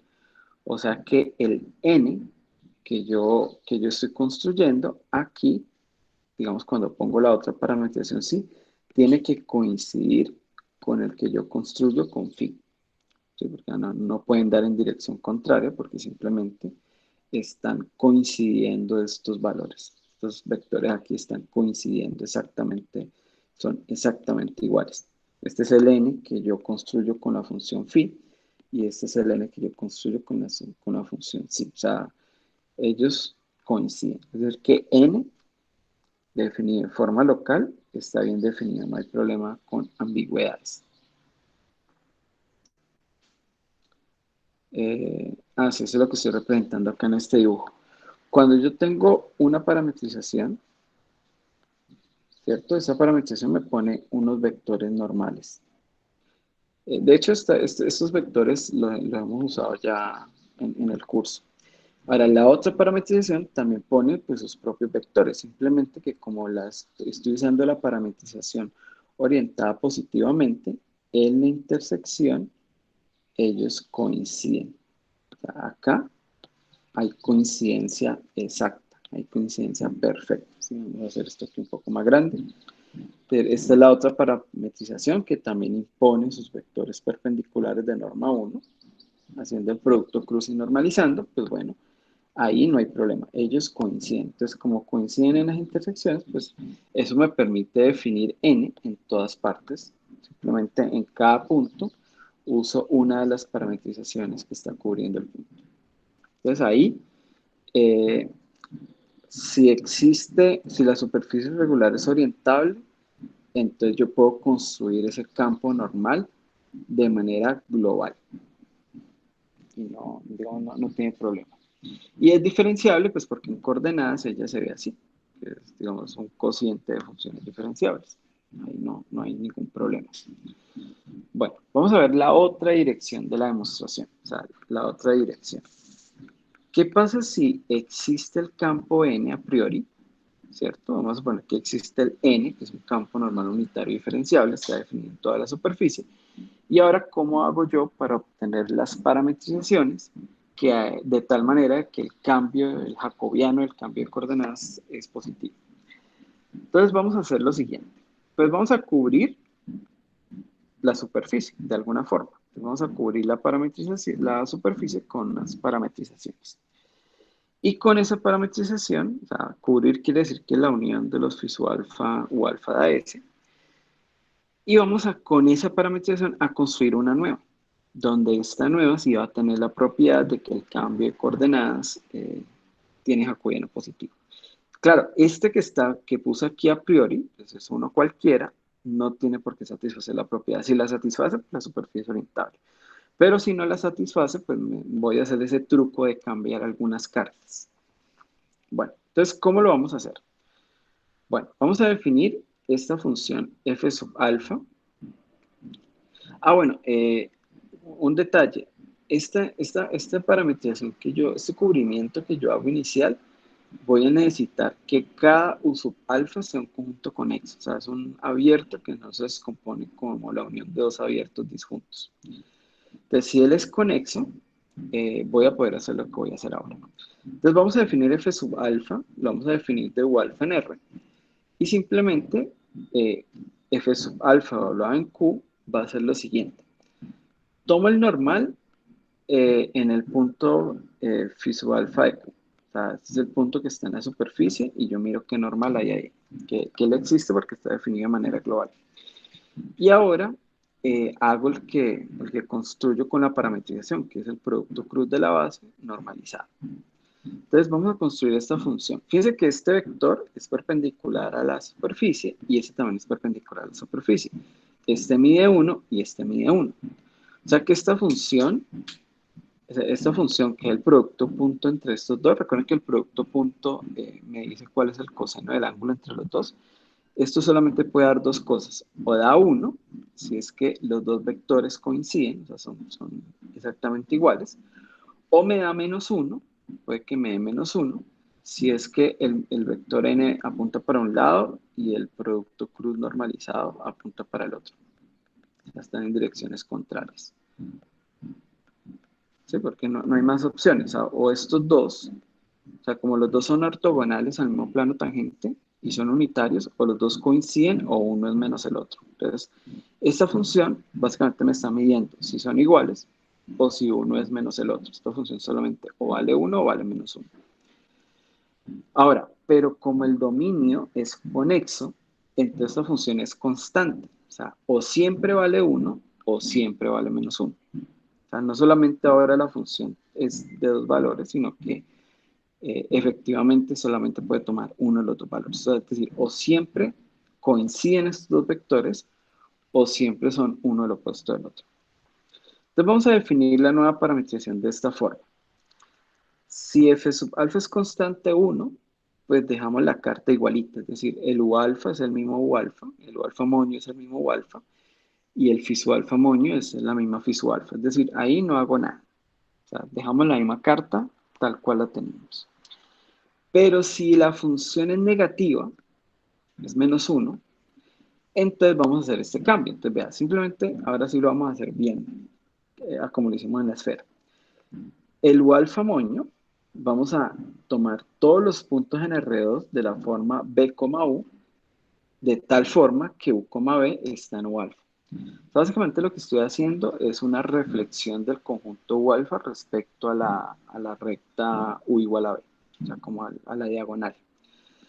Entonces, ahí construyo un nuevo conjunto abierto, ¿cierto? Y necesito definir una nueva función phi sub alfa. Entonces, la nueva phi sub alfa moño, definida ahora en U alfa, es simplemente definida así.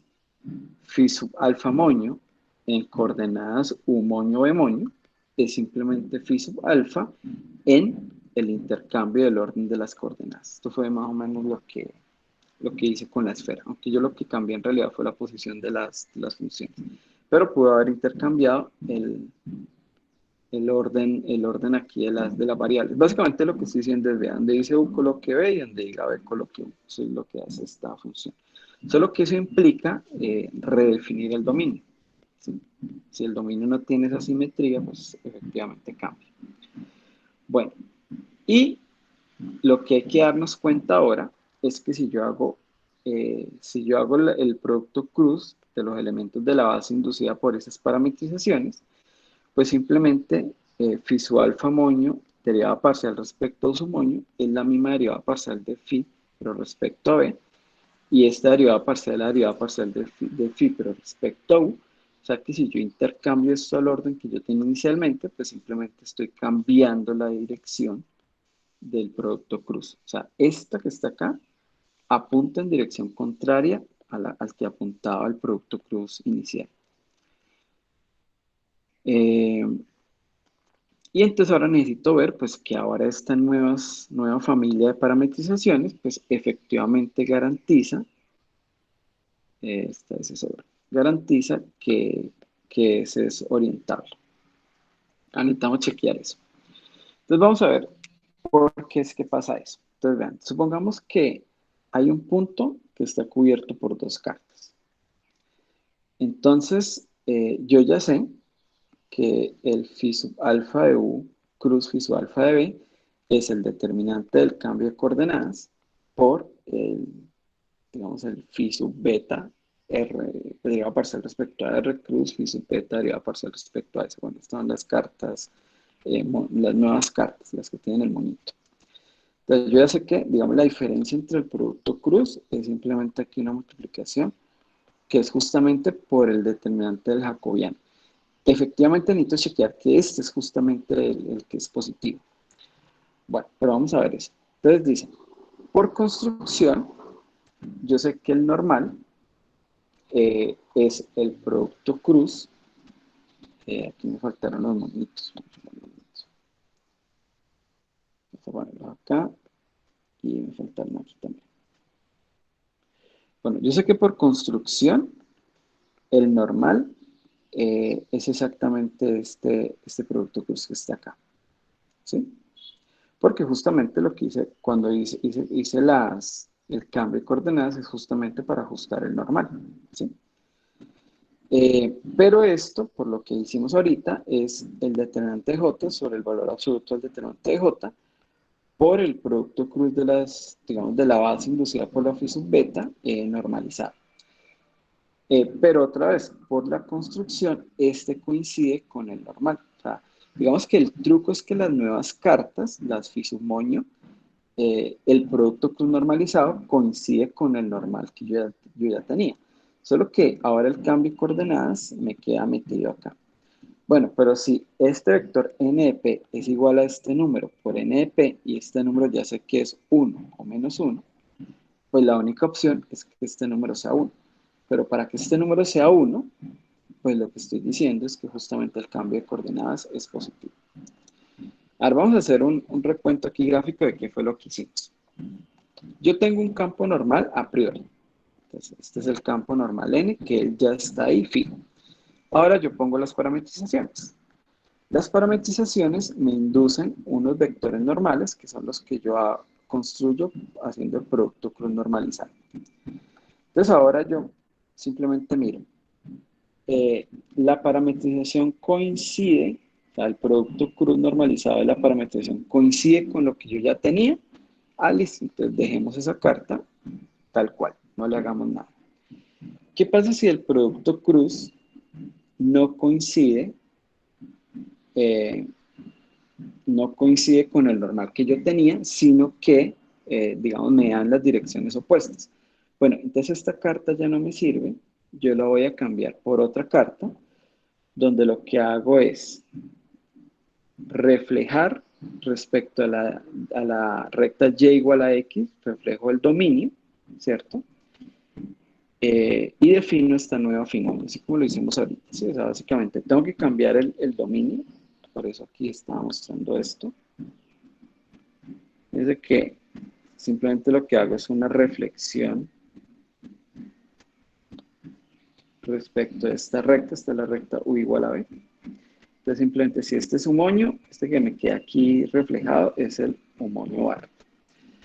Bueno, y con esa carta, con esta nueva carta, bueno, esta nueva carta ahora sí me va a hacer que coincidan los normales.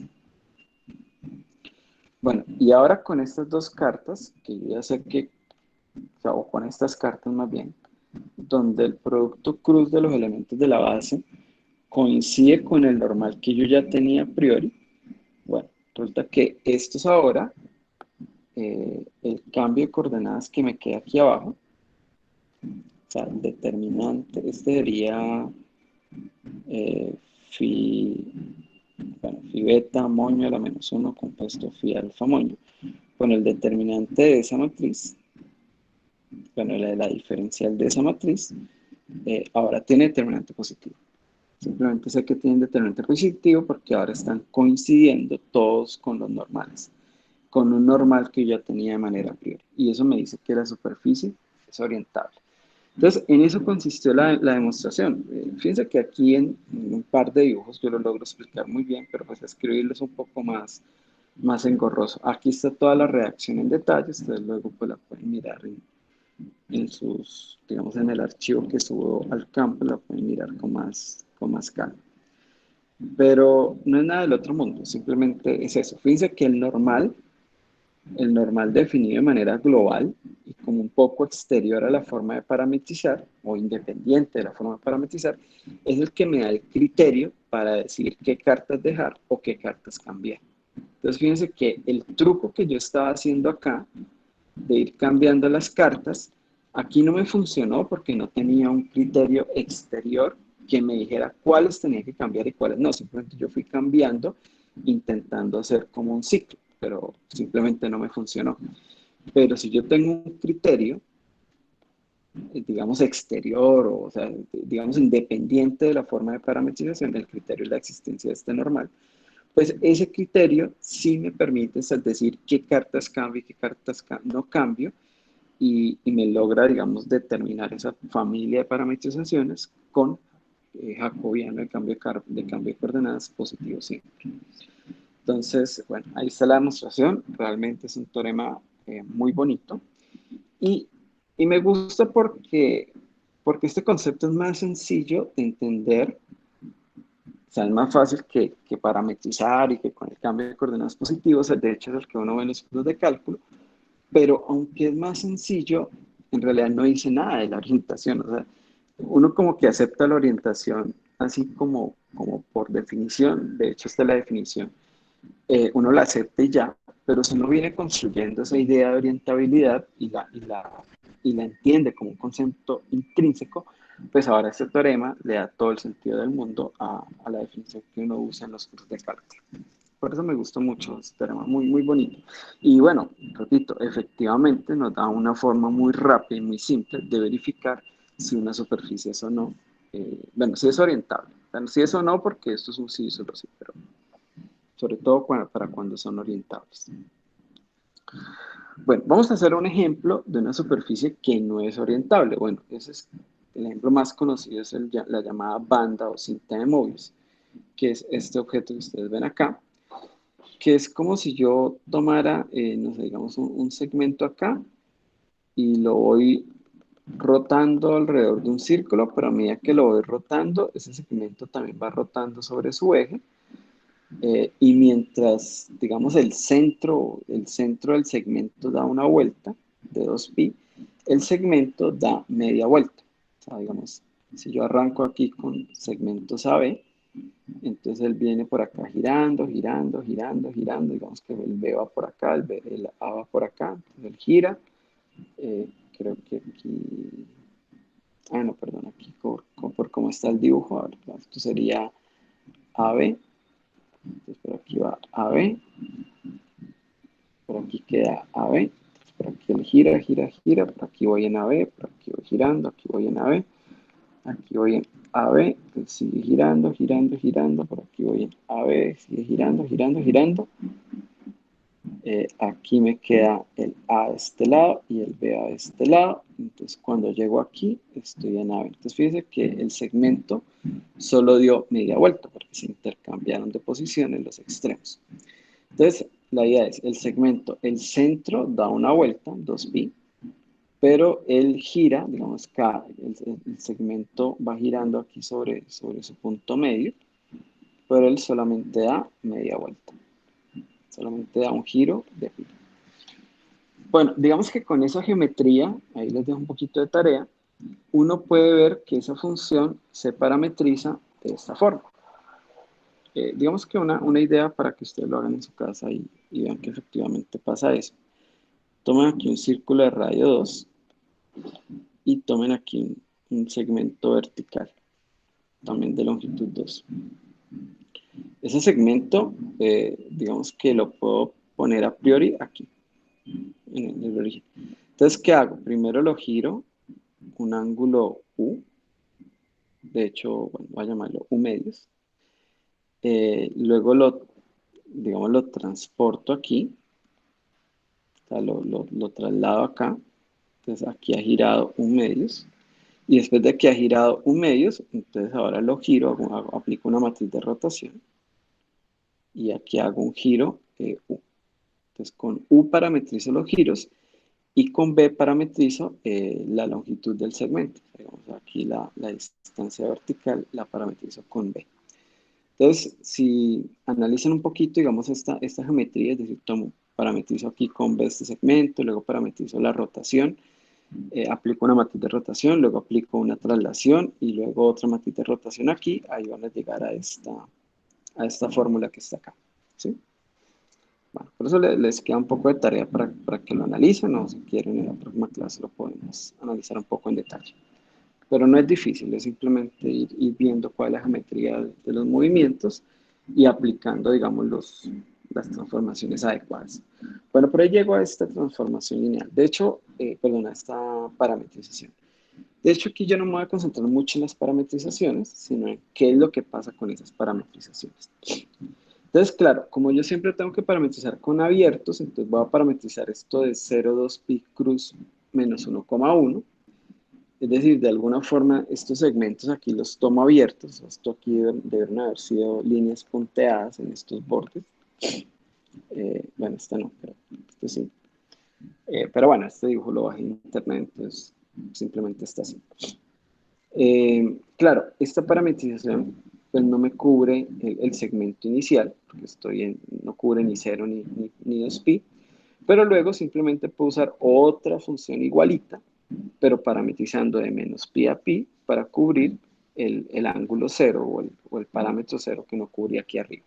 Entonces, con estas dos parametrizaciones, cubro mi superficie. Y hasta ahí todo está ok, es muy parecido a lo que hicimos con la esfera. Con dos cartas logro cubrir todo. ¿Cuál es el problema? El problema es que la intersección de esas dos parametrizaciones me da un conjunto que se descompone en dos conjuntos disjuntos. O sea, son dos trozos separados, cada uno es uno abierto. O sea que esta intersección no es conexa.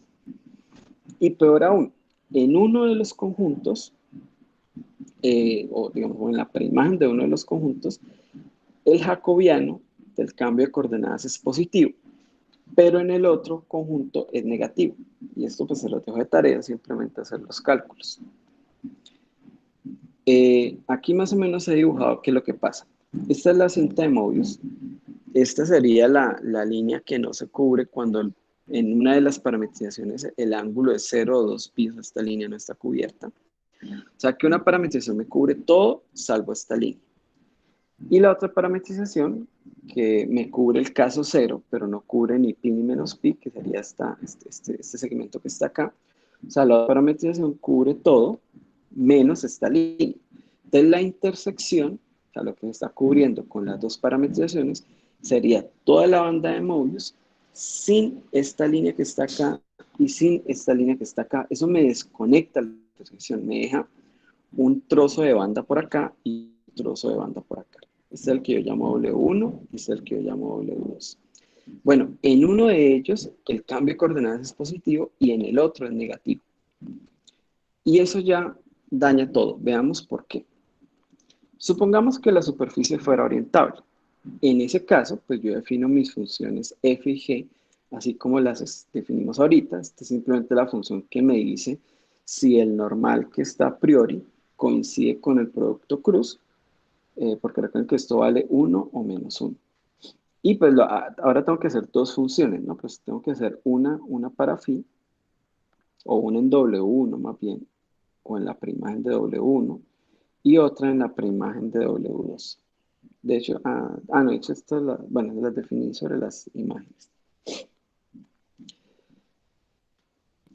Bueno, entonces, estas dos funciones, como phi de u y phi de b son conjuntos conexos, pues son funciones constantes.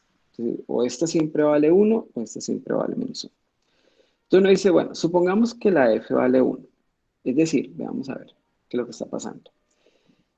Todo esto, o sea, salvo esta línea, esto no. Todo esto que está acá es phi de u. O sea, la primera parametrización cubre todo a excepción de esta línea.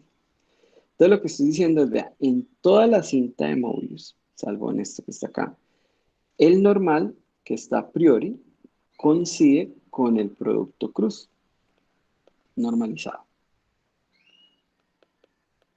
¿Sí? Suponiendo que la función vale 1, ¿no? Constante 1. Bueno, si eso pasa, lo que te estoy diciendo que el producto cruz coincide con n, y si coincide en n, pues coincide en la unión de W1 y W2.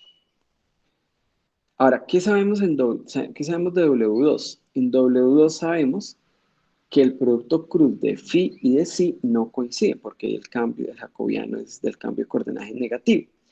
Es decir, que phi es menos, bueno, el producto cruz de los phis es menos el producto cruz de los cis es menos el producto cruz de los phis, pero el producto cruz de los phis sí coincide con n. O sea que básicamente lo que estoy diciendo es que sí no coincide con n, sino que da su opuesto, el producto cruz de los cis. Bueno, eso pasa en W2. ¿Sí? Pero básicamente aquí lo que estoy diciendo es que G en W2 es negativo, es constante menos 1. Pero si es constante menos 1 en W2, pues en W1 también tiene que ser constante -1, porque recuerden que G es constante. Pero resulta que en W1, ahí sí coinciden, bueno, si es -1, lo que estoy diciendo es que el producto cruz de los sí normalizados no coincide con n, sino que da -n en W1. Pero en W1 resulta que el cambio de coordenadas sí es positivo, o sea que ahí el producto cruz normalizado de los φs coincide con el producto cruz normalizado de los cis. Pero recuerden que este da -n, o sea que este con este no están coincidiendo. Eso lo que me estaría diciendo es que f restricto a W1 es -1.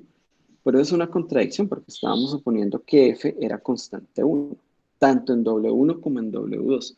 Pero aquí estamos diciendo que en W1 no es 1, sino que es -1. Eso me da una contradicción. Y bueno, lo mismo pasa si suponemos que f es constante -1. Entonces, ahí se puede ver que no existe ese campo normal unitario definido en toda la cinta de Mobius, porque si existiera, pues básicamente lo que me estaría diciendo es que yo logro acomodar las dos parametrizaciones para que me dé orientable, pero pues que no puedo acomodarlas porque si cambio una de las parametrizaciones, pues acomodo el signo en una intersección, pero en el otro se me vuelve a descuadrar. Entonces, bueno, esta es la forma en como uno demuestra que la cinta de Mobius no es orientable, pues uno introduce estas otras funciones como para que sea mucho más limpia la idea, pero lo que hay de fondo es eso. Si existiera el campo normal unitario en toda parte, pues existiría un criterio para cambiar una de las dos parametrizaciones y que todo funcionara bien. Pero como la intersección es disjunta, y no solamente es disjunta, sino que los cambios de coordenadas tienen signos diferentes en cada una, pues eso se hace imposible. De hecho, eso nos permite, así como en el caso de la esfera, establecer un teorema más general. Si yo tengo una superficie regular que se cubre con dos parametrizaciones y la intersección de las dos, de lo que cubren las dos parametrizaciones, dan dos conjuntos no vacíos, bueno, que falta escribir, son no vacíos, pero con intersección vacía, de tal manera de que phi y psi inducen la misma orientación en uno de los trozos, pero orientaciones diferentes en el otro, o sea, como que aquí el jacobiano es positivo y acá es negativo, entonces la superficie no puede ser orientable. Pues vuelve y juega, porque si fuera orientable, entonces yo podría cambiar una de estas de tal manera que aquí me quede positivo, pero entonces ahora se me descuadra acá y aquí me queda negativo. Entonces no lo puedo hacer. Entonces automáticamente cualquier superficie en estas características, que son digamos, las que nos mostró la cinta de Mobius, hace que la superficie sea no orientable. Bueno, como conclusión, digamos un poco de lo que hemos hecho. Si una superficie es orientable, de alguna forma, ese tiene dos orientaciones, porque orientable ahora significa que existe un campo normal. Pero así como existe ese campo normal n, existe el -n. O sea que de alguna forma, como que si yo pienso en la orientación como ese campo normal, pues ahora tiene dos orientaciones. Y eso de alguna forma, de manera intuitiva, me dice que la superficie tiene dos lados, porque, digamos, un lado, que es hacia donde está apuntando el normal, y el otro lado, que es como hacia donde está apuntando el otro normal, el -n. Solo que esto de los lados es algo intuitivo, ¿sí? Pero en algunas partes, sobre todo en Internet, encuentra cosas como estas. Una superficie orientable, una superficie no orientable. De hecho, que me equivoqué. Una superficie orientable tiene dos lados y una superficie no orientable pues no tiene dos lados, sino que tiene solamente un lado. Vamos a arreglar esto acá. Este error quedó en la copia que está en el campus, para que tengan cuidado. Entonces una superficie no orientable pues tiene solamente un lado. Y esto de los lados se entiende muy bien desde las clases de equivalencia, porque estas clases de equivalencia son las representaciones de esos lados. Aquí estamos en espacios vectoriales, pero recuerden que si la superficie es orientable, básicamente lo que me dice es que en cada espacio tangente yo puedo escoger esa clase de equivalencia de una manera como uniforme, por así decirlo, una manera arcana. Y esa es justamente la representación de ese lado hacia donde está apuntando el normal. Bueno, y para finalizar, bueno, la cinta de Mobius es uno de los objetos más tratados en el mundo matemático. De hecho, no solamente en la matemática, sino por ejemplo en el arte. Este es un cuadro de Escher que se llama Hormigas, donde está representando la cinta de Mobius. Mocus, en una de sus alcaldías de Bogotá, usó este eslogan para su, digamos, su programa de gobierno. Y como ustedes pueden ver, el logo es una cinta de Mobius y el eslogan de, digamos, de su gobierno era Bogotá para vivir, todos del mismo lado. Y ahora, pues, digamos que esto cobra algo de sentido. Aquí ustedes lo pueden ver. Ustedes saben que Mocus, bueno, es un matemático, pero además de matemático es pedagogo y siempre sus políticas han estado altamente influenciadas tanto por la matemática como por la pedagogía ciudadana. Entonces, ahí uno puede observar un poco ese trabajo. La cinta de Mobius también se usa en el símbolo de reciclaje. Este es un logo universal. Y aquí ustedes pueden ver básicamente que lo que hay aquí es una cinta de Mobius. Y también es usado por algunos lugares de matemáticas como el INPA, que no solamente su eslogan es una cinta de Mobius, sino que tiene una cinta de Mobius física en bronce dentro de sus instalaciones. Bueno, muchachos, son las 9 en punto. Voy a parar la grabación y bueno, con eso terminamos la clase. Muchas gracias. Nos vemos en la próxima. Y vamos a parar la grabación. ¿Cómo se para la grabación?